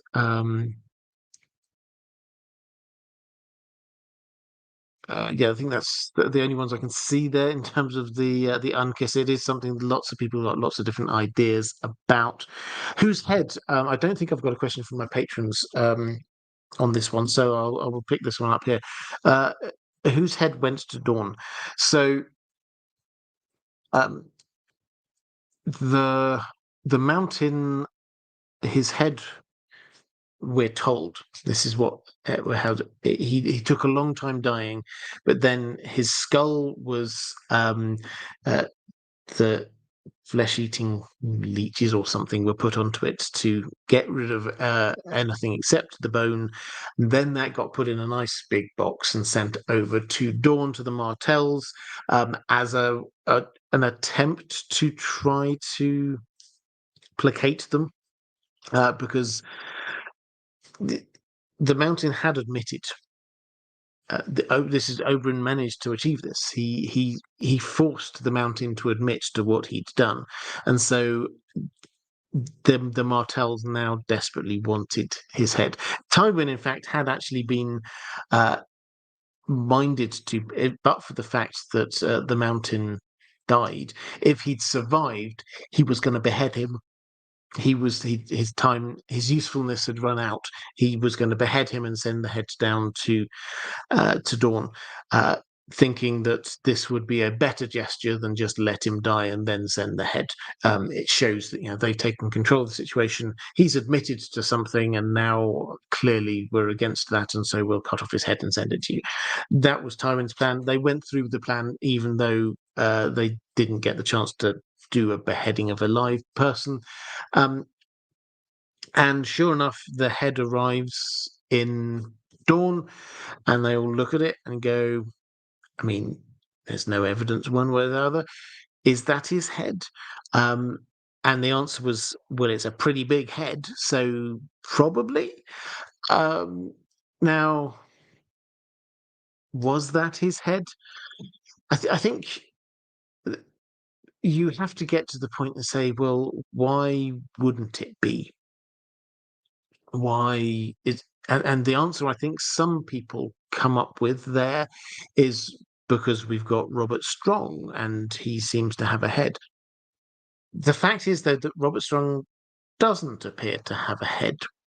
At least that's my guess. His helmet stays on at all times. It's kind of riveted to his suit of armor. The other members of the Kingsguard who spend time with him, they say they never hear him breathe. They never see him sleep. He doesn't eat. He doesn't drink. He never takes his visor off. And then when you look through his visor, you can't see anything. It's just inky blackness there. I think this would be extra, and George R. R. Martin does love his horror. He has written horror in his time. I think this would be an extra level of horror if actually the head is not there and you've got a helmet but nothing inside it. So I don't think that it's necessary for the head to be there for Robert Strong to work. Then you say, well, is there any other reason why they would keep his head? Well, maybe as part of Qyburn's research. It's possible. But again, nothing conclusive. The only bit of evidence that I can come up with from the books that it might not be is that the chapter when they end up sort of getting the head shipped off and talking about it, that starts with Cersei receiving some visitors who have brought her the head of a dwarf, insisting that this is definitely Tyrion, and she looks at it and it's not Tyrion. So thematically, you could say within that chapter, and George R. R. Martin does write chapters thematically, within that chapter, perhaps that's a hint foreshadowing that the other head in that book, at that chapter that we're going to be talking about, might not be whose head we think it is.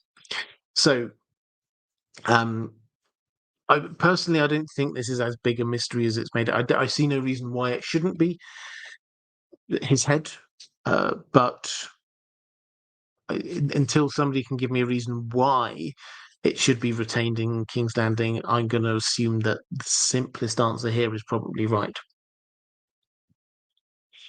Right, let's go. Had another question in the chat somewhere. Yep, here we go. Ricardo, actually another question saying, hey, Robert, just showing some appreciation for the good content. Well, thank you very much. And Wheezy Squeezebox saying, what's moving his body? Well, magic in some way. That much we don't, although this is Qyburn doing this, so he won't think of this as magic. He will think of this as a scientific discovery on his part. Okay, let's go to another question from one of my patrons. Maura Lee, hi Maura, saying House Clegane were known as the Kennel Masters for House Lannister. Was that one of the reasons the Hound got his nickname? The dogs shown on House Clegane's sigil, are they supposed to represent greyhounds? So we're not told that they're greyhounds in particular, but they were on a hunt, so hunting dogs. It could have been. Um, uh, so that's possible. Is the Hound called the Hound because they were kennel masters, because they got dogs on their sigil? Probably that's a large part of it. But it's one of those things where he got his nickname because he was there as Joffrey's personal bodyguard, and he followed him round and was loyal like a hound. That's the starting point for it, and that works with the family name and the family sigil. To be honest, it feels to me like a one of those, like, yeah, obviously everyone get if you everyone talk about the hound and they go, oh yeah, I know who you're talking about. It's one of those ones where it's not obvious, but it's like that fits. Let's go to Keith Boynton. Will we meet another Clegane in the course of the story? If so, what would be a cool role for that person to play in the unfolding narrative? I think the answer to this, I don't think we will meet another Clegane. I think House Clegane are the people we think of as House Clegane, and that's it. Now, what role could they play? Um, Someone for both brothers to be playing off of. Someone like the sister. The sister's dead, but someone like the sister would be fascinating, because at the moment, uh, we don't really know what the Mountain thinks about the Hound, but we definitely know what the Hound thinks about the Mountain, and their fates seem to, or at least their arcs seem to bring them together at some point, at least thematically, if not physically. It would be fascinating to have another person in the mix who they both had some feelings towards in one way or another. I think that moment is now past with what the Mountain is now. But yeah, someone like his sister would have been fantastic. But I don't think we will, sadly. Martin S. I always assumed that Arthur Dayne, Barristan Selmy, and Jaime Lannister in their primes would probably have beaten Gregor or Sandor in combat. Yeah, that's certainly what Jamie thinks. He thinks that he would probably manage to beat them in combat, and he definitely thinks that Arthur Dayne was a greater swordsman than him. And Barristan Selmy probably the same. Uh, the fact that Oberyn Martell managed to defeat Oberyn Martell was ranked as a very fine fighter, but um, not necessarily the absolute top tier. So I think the implication is that a good to very good swordsman who was very light on their feet, could avoid any blows from the Mountain, did have a chance if they could sort of time their blows to get to hit exactly the right spot. Yes. Lady Pushkins, I see you're off. Thank you very much. Good to see you. Let's go to Gina Z, saying Titus Lannister was not exactly a man known for his good judgment. In hindsight, was creating House Clegane a mistake? Were the Cleganes on balance a liability or an asset for House Lannister? Okay, so Titus Lannister, this is the Lannister who was Lord when the Rains, for example, and the Tarbecks rebelled. Now, I mentioned him in passing earlier in the stream.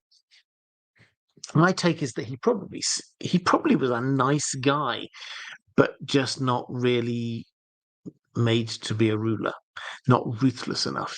What we're told is that he was known as the Laughing Lion, that he liked cheese and cakes, that he gave out gifts bountifully, that he always tried to see the best in people. I mean, he seems like a nice person, but because of this, people started taking advantage of him and insulting him even in his own court. So he wasn't a strong enough leader. Uh, Raising the Clegane's to landed gentry kind of fits in with his kind of nature, I guess, is that he got this great service and he wished to give a reward. That seems to be the kind of person he was. So overall, were they an asset or a liability? I think probably for Titus, a liability. For Tywin, an asset. Tywin used them for what they were good at. He used the Hound as a personal bodyguard, and he was very good at it. He used the Mountain for his dirty work, and he was very good at it. So he definitely used them as an asset. The moment that that asset got compromised in some way, when the Mountain actually admitted what he'd done, that he'd kept silent about all that time. Once he'd actually admitted it, then Tywin saw him as a liability. And that's the point at which he said, right, we need to behead him and send the head down to the Martells. So asset or liability, for most of the time, Tywin definitely saw them as an asset. And he knew what he was getting into. When he said to the Mountain, go out into the Riverlands and cause some destruction, he knew what that meant. He was going to use that. He didn't ever seem to regret it. Yes, they were a bit gung-ho. Maybe they went a bit further than he was expecting, but he knew that that's what the character of the person was, and he used that. So as long as he had a good understanding of what the Mountain was about, then he was an asset, definitely.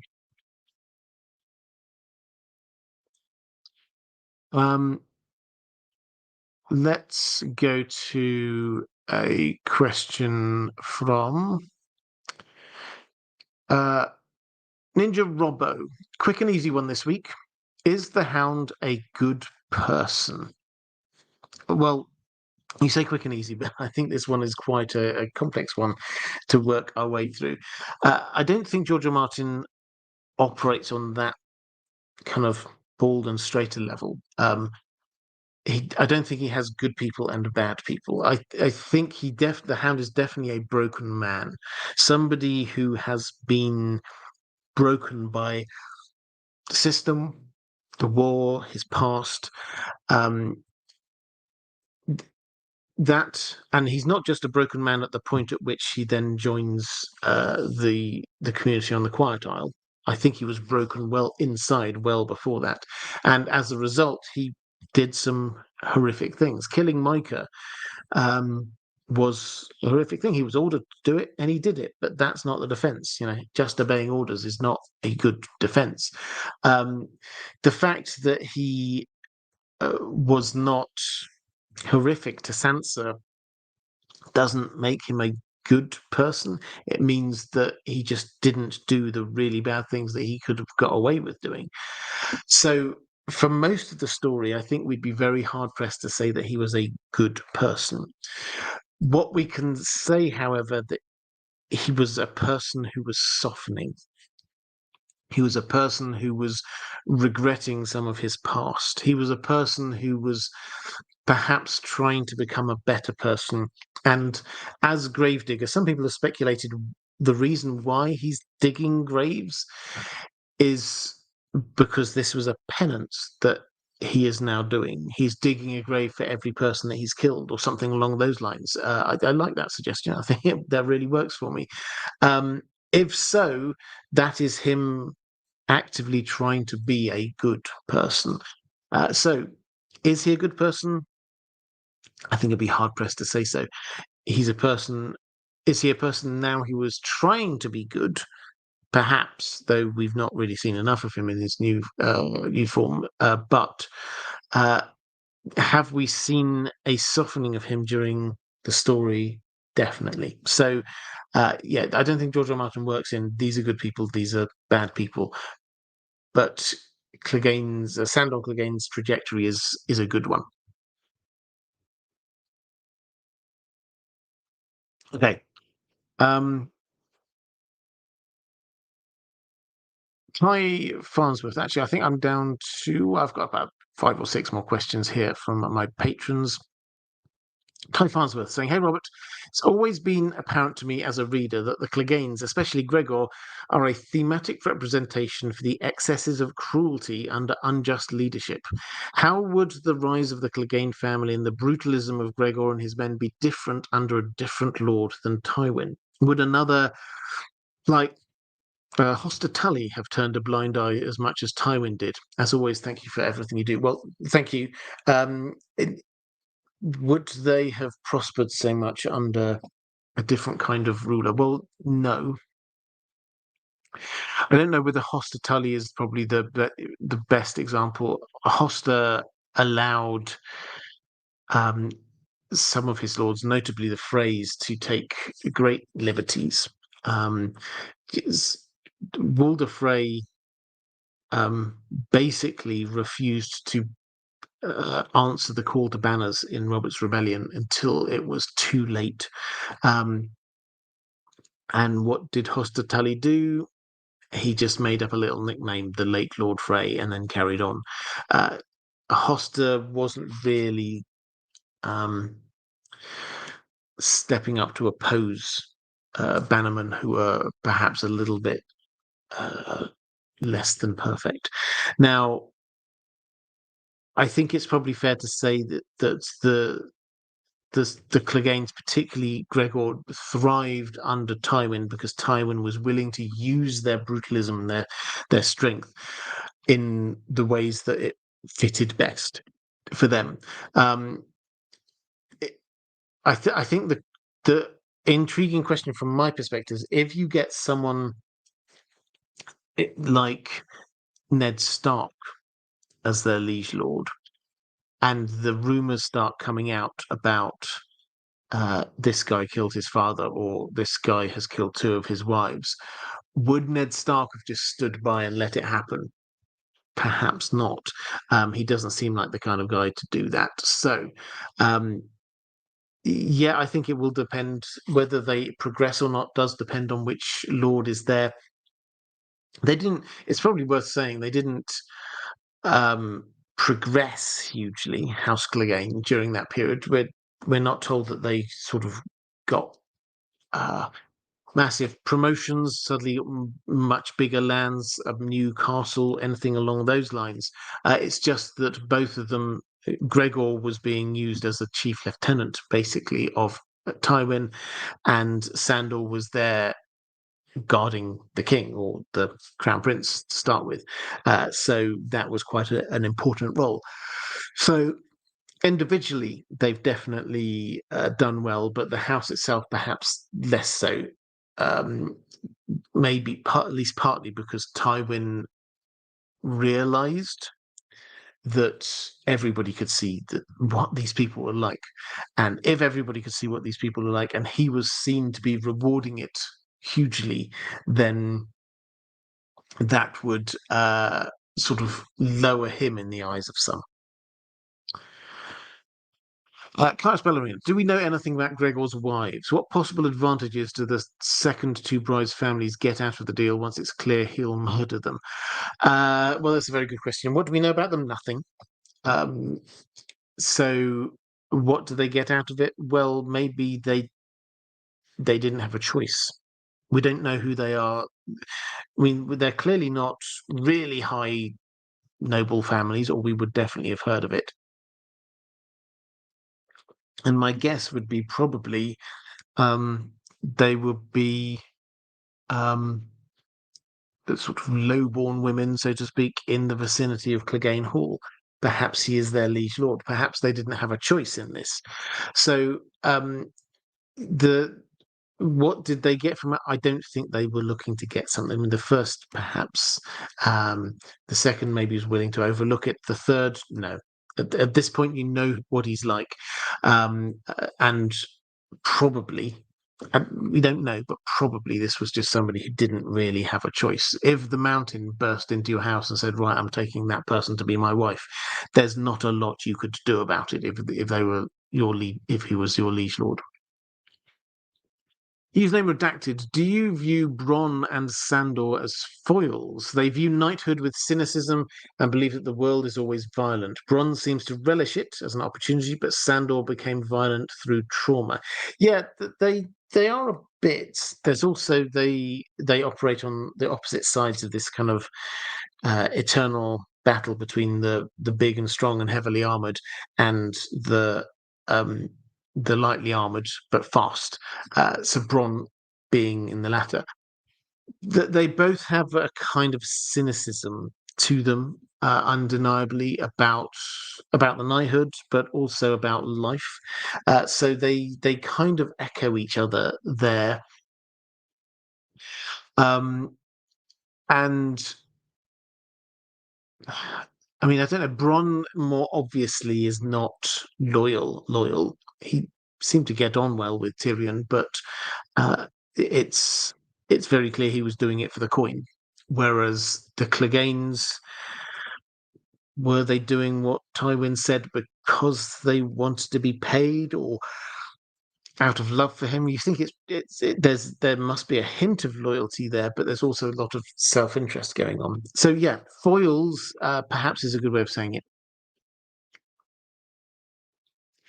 Let's go to a question from Lady Pushkins. Hi, Robert. On the subject of Sansa and the Hound, I've always found it quite ironic how she focuses drama about a lord or handsome prince who turn out to be monsters and psychopaths, but the person who looks monstrous is the one who will rescue and take care of her.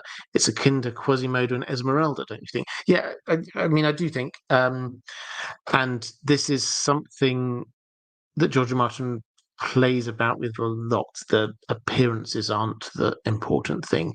You get a lot of that with Brienne, the bear, and the maiden fair. She's called Brienne the Beauty. Everybody's like making fun of how she looks. But actually, she is a really good human and she's trying to do what is right. And the Brienne the Beauty thing actually starts to become a bit. I mean, it's used as an insult, but we're supposed to go.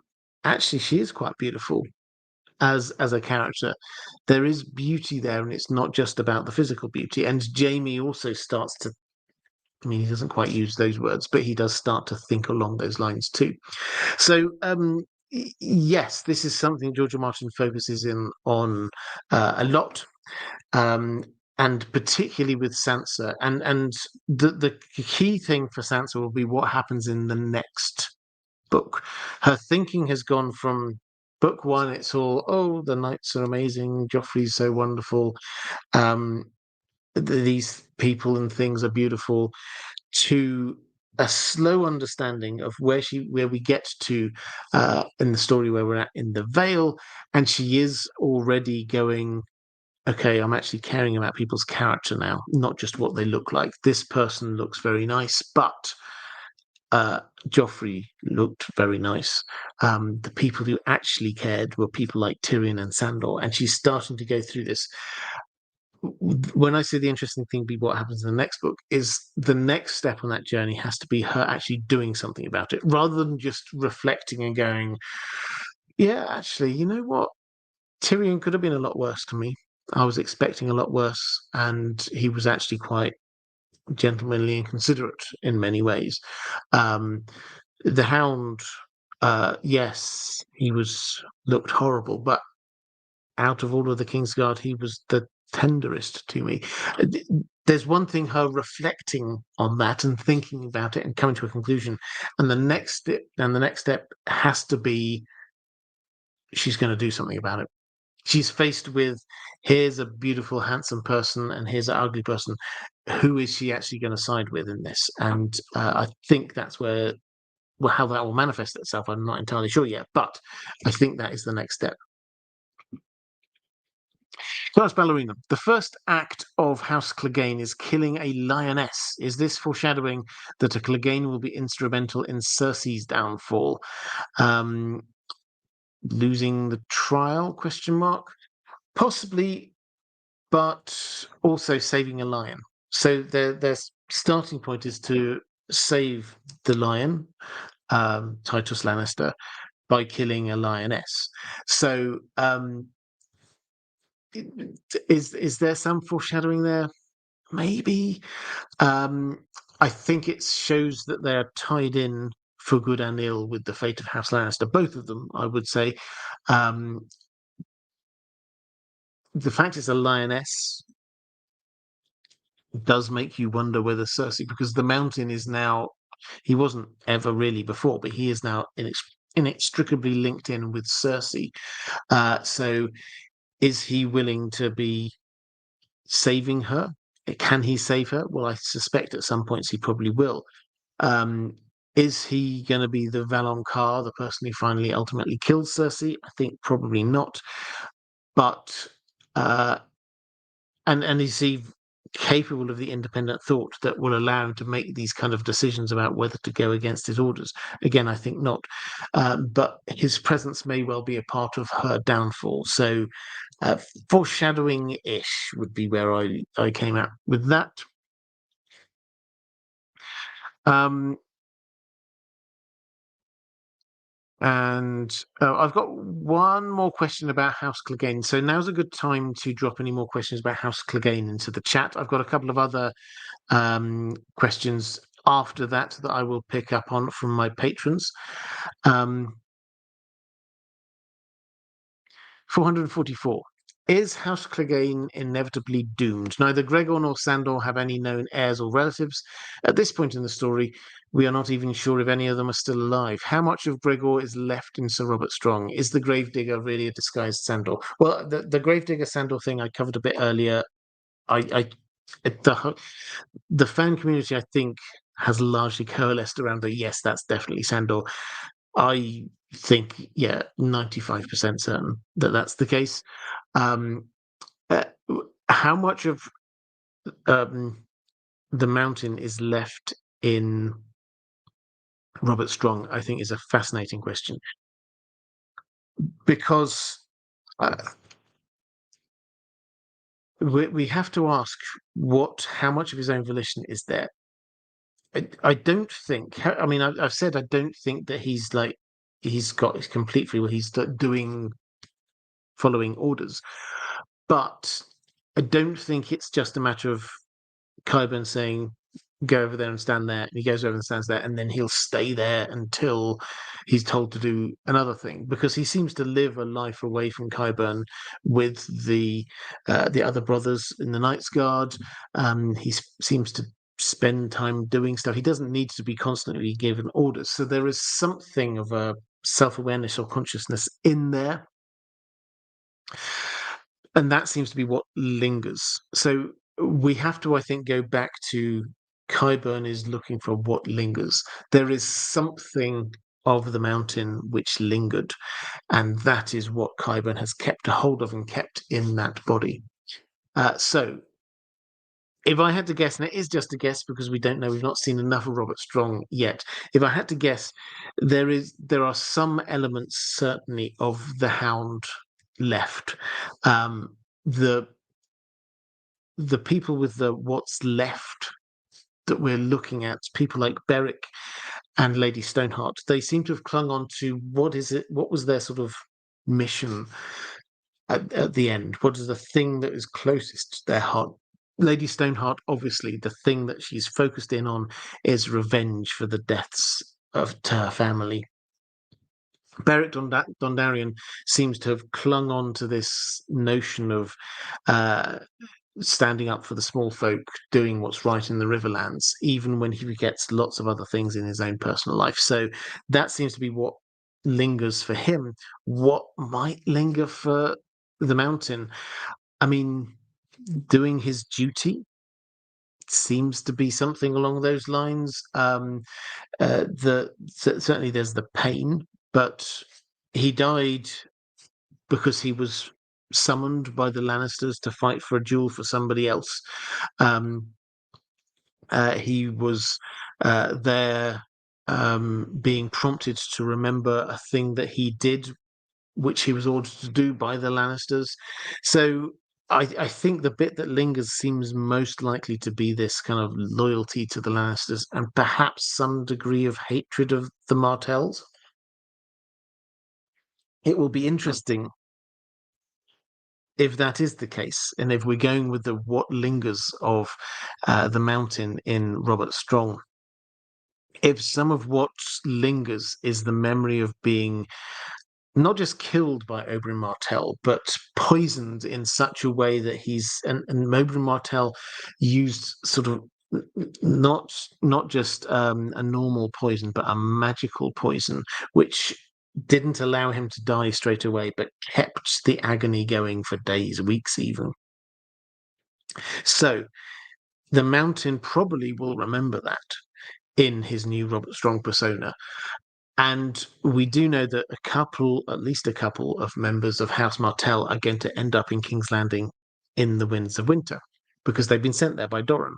How will Robert Strong react to them? That, I think, is the thing that I'm going to find fascinating. Right. Question, username redacted. Do you believe the Hound can ultimately be redeemed for the things he has done? If he is still alive, does his fate involve falling while embodying the true values of a knight? Can he be redeemed? I mean, I don't think George R. Martin really works on a redeemed basis. However, the Faith of the Seven does. And this is where there's this idea of doing penance comes in. Because if you do penance, you're not really in a sort of mostly Catholic, from a Catholic background, and perhaps this idea of penance might sort of slightly pass you by. The idea is you've done wrong things and you have to put it right in some way. That's your penance. And if the putting it right in some way is digging graves for all of the people or the same number of people as he has killed, then once he's done that penance, he is back up to a position, sort of theoretically at least, back up to a position where he was before. So I don't think this is so much about redemption as taking himself back to a place before all of these horrors happened to him. He is a broken man. He wants to come back to being a not broken man. The best way to do that is to accept the things which are a part of you, which are broken, and move forward and allow them to be strengths for you. But I think maybe for the Hound, he's actually just going to be sort of rewinding back to a point where he's maybe slightly less world weary, and he can actually see that a lot of this all stems in through some sort of therapy session back to his childhood, that it's all about his brother.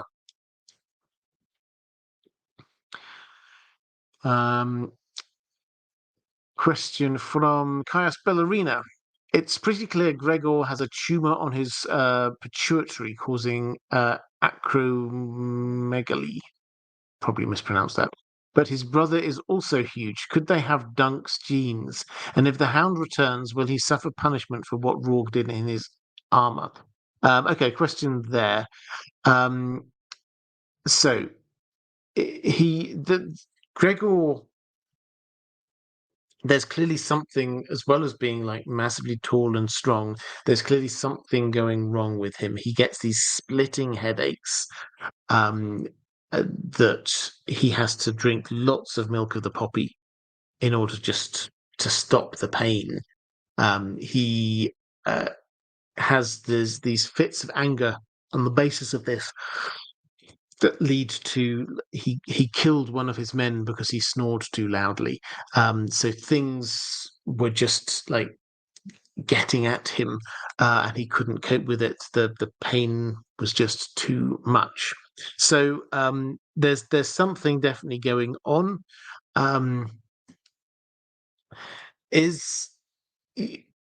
Could they have Dunk's genes?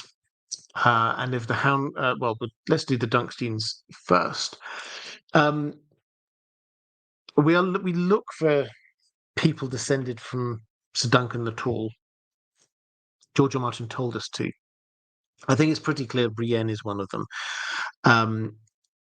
I also have a feeling that Small Paul at the Wall is another. We know that Dunk is going to go up to the wall, and maybe he will spend some time at Molesdown or something like that. Who knows? But it does the Hound fit the bill? Well, the Hound is tall and fights in a kind of a brawler-ish way, in the same way that both Brienne and Dunk do. Hodor also obviously seems to have some of Dunk's lineage in him. I'm less convinced by the Hound being Dunk's. There are the kind of the plays on the True Knight idea that are definitely there in Dunk, obviously, who probably isn't a knight technically, having never been knighted, but is more knightly than anyone else that we've seen, certainly in that series. I I tend more to the view that the Hound is not just like he's not a descendant of Dunk, but we're supposed to see him as a kind of a more cynical, gruffer, and brutal version of Dunk. Is that Dunk is very wide-eyed and optimistic about the world a lot of the time, rushes in to help people. The Hound doesn't have this kind of bright-eyed view, is very cynical about the world, and yet he does try to help it. Like Sansa, for example, rushed in during the riots. He was the one who went in and saved her. So he does have echoes of this, but it's not the same.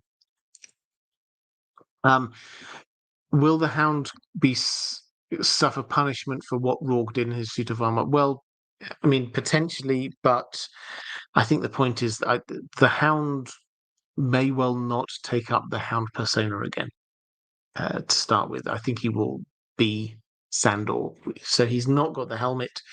The fact is that we're at a time of war, and what he does wandering around as an individual in the Riverlands or wherever, they're not going to, the Lannisters say, or anyone else is not going to send a massive party trying to find him unless they think he's going to be doing it again, because they've got other things they need to be worrying about. So potentially he could have some punishment for it, but I don't think it's going to be anybody's real priority. Raven's Oath saying Dunk the Lunk got around. Yep, he definitely did.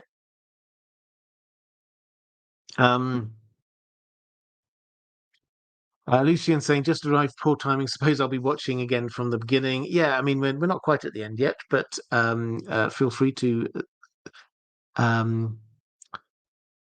sort of go back to the beginning and watch back through to here, and at which point, hello, welcome back.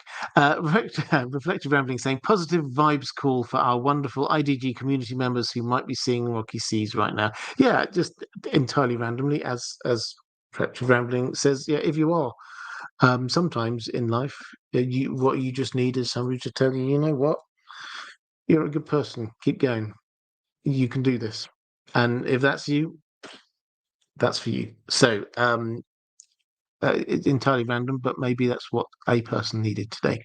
Let's go. I've got a couple of off-topic questions. I will dip back into the chat, but these are not questions about House Clegane, but very happy to answer them. 444.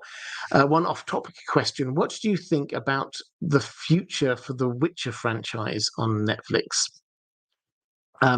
Will they continue in some form the two final seasons of the main series, the animated film based on A Little Sacrifice, and the Rat spin-off, and that's it? In Poland, the most common reaction to the series renewal, only for the next two seasons, is relief that it will come to end sooner than it was planned. Okay, so this is interesting. Now, the Witcher. So, for those who don't know, the writer, I always mispronounce his name, but it's Andrzej Sapkowski.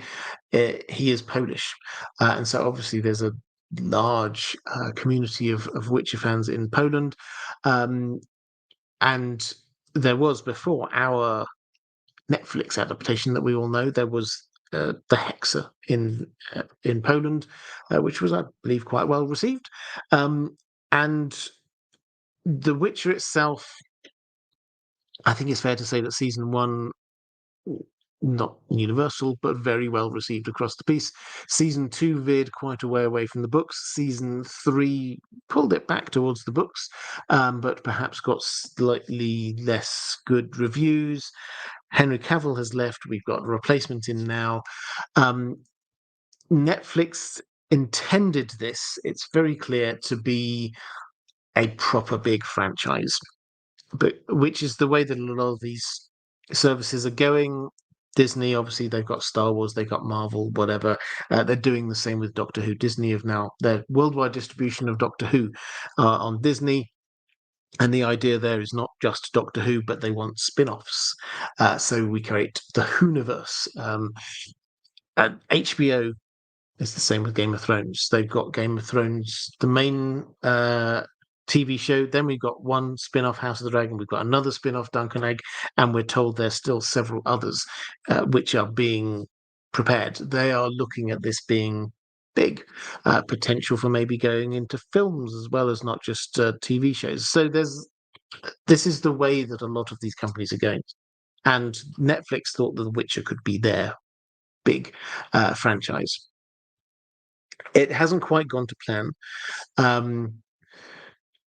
There are, as you say, there's greenlit effectively with 2 more seasons of The Witcher, which could take them through to the end of the 5-novel story arc that we have for The Witcher.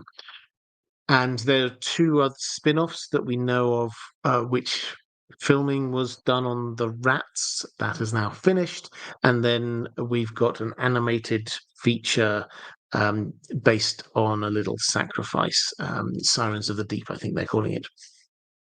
So will that then be it?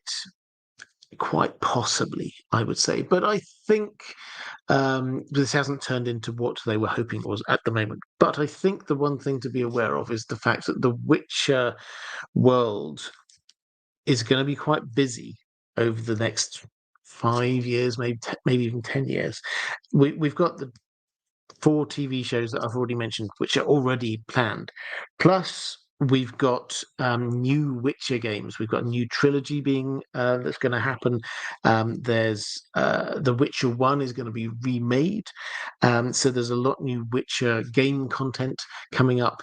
And also, most excitingly, there's a new Witcher book. Andrei Sapkowski is writing a new Witcher book. It's going to be out for Christmas this year, he says, early New Year in translations. So it's possible that interest will rise again, in which case maybe they will carry on doing a few more things. But as it stands now, my best take and understanding of the situation is that the Witcher TV series viewing numbers are going down. It started very high, it has to be said.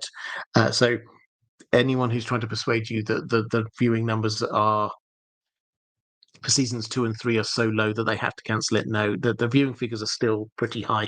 They started so high at season 1 that by the time they're down to season 3, they're still reasonable. So 2 more seasons, if they go well, then maybe we will see more. But I'm not expecting this to be the massive, multifaceted franchise that we were thinking of before. Let's go to James Boros saying, off topic, but I've seen a theory that weirwoods only come into being by a greenseer, children or human wouldn't matter, melding with a tree. Thoughts?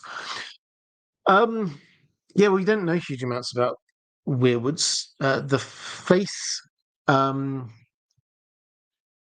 is something that people have often sort of speculated on because that seems to provide a personality to the tree.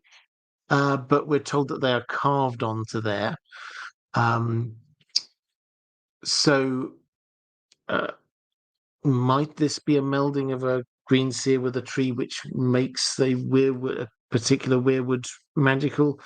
Maybe there's some kind of blood sacrifice that seems to happen. Weirwoods do grow in the wild, as it were. We've seen one in the Night Fort. We've seen one in the Wolf's Den. So weirwoods happen in various places, and weirwoods have been grown in various places. People have actively tried to grow weirwood trees. So it's not that in order for a weirwood tree to be there, you need to have something like that. The question is whether or not in order to sort of activate the magic, that needs to happen. Certainly, in order to activate the magic for Bran, there seems to be. Check out my Jojen Paste video if you want the gruesome details. There seems to need to be some kind of sacrifice in order to make that happen. So perhaps some sort of sacrifice is needed, but that's only on activation, not the weirwood tree being there in the first place.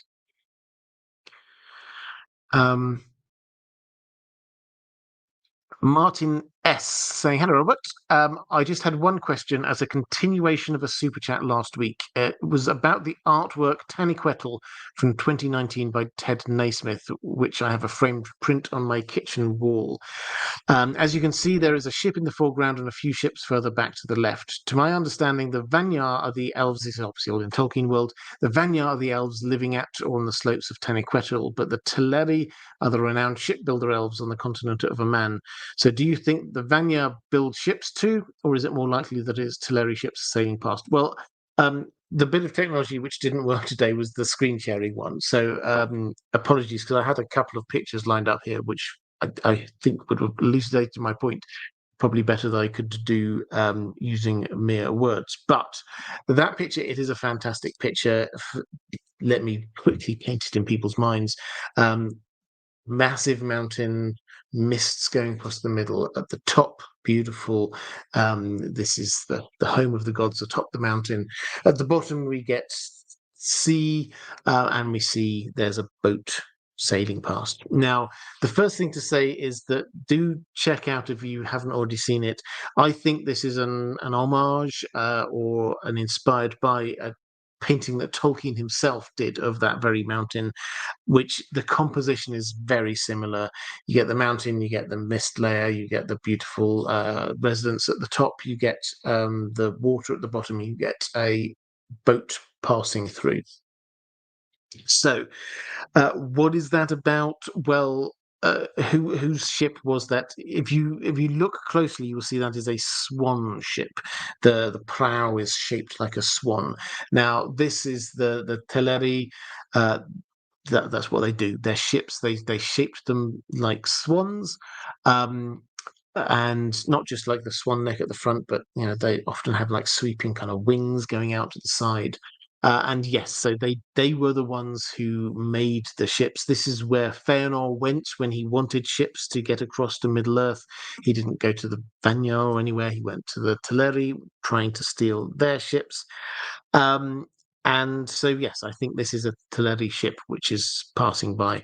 Incidentally, an echo of this is there with Galadriel in Lothlorien. All the years later, when we get to the Lord of the Rings, she is seen on a swan boat on the river Anduin, which she has Teleri ancestry, incidentally, and so this is almost certainly an echo of that she's carried all the way through to Lothlorien.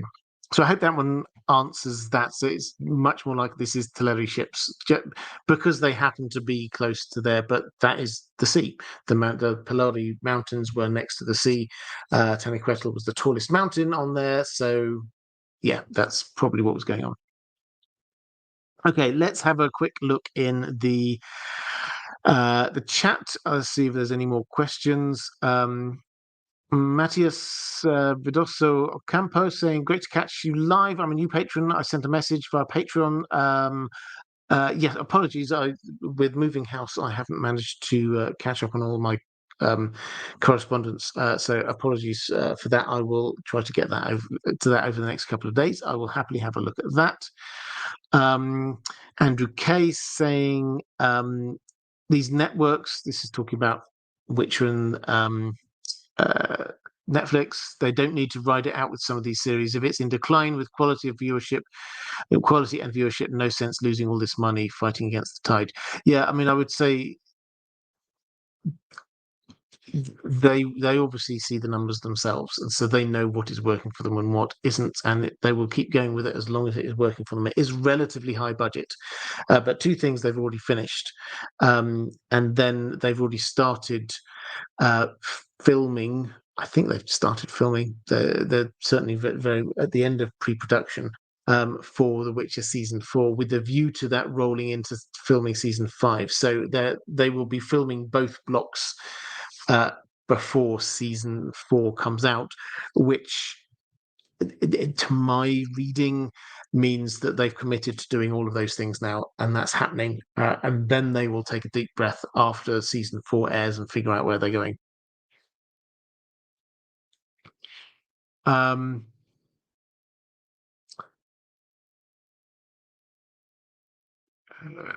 That's having a quick flick through. I mean, I think that's probably it. The Elf Torin saying, also, Doctor Who is the greatest show of all time, and I'm willing to die on that hill a million times over. Fight me. Doctor Who, as anyone who is sort of watches these live streams long term knows, Doctor Who is a very special place in my heart. It's one of those things which I cannot remember life without Doctor Who.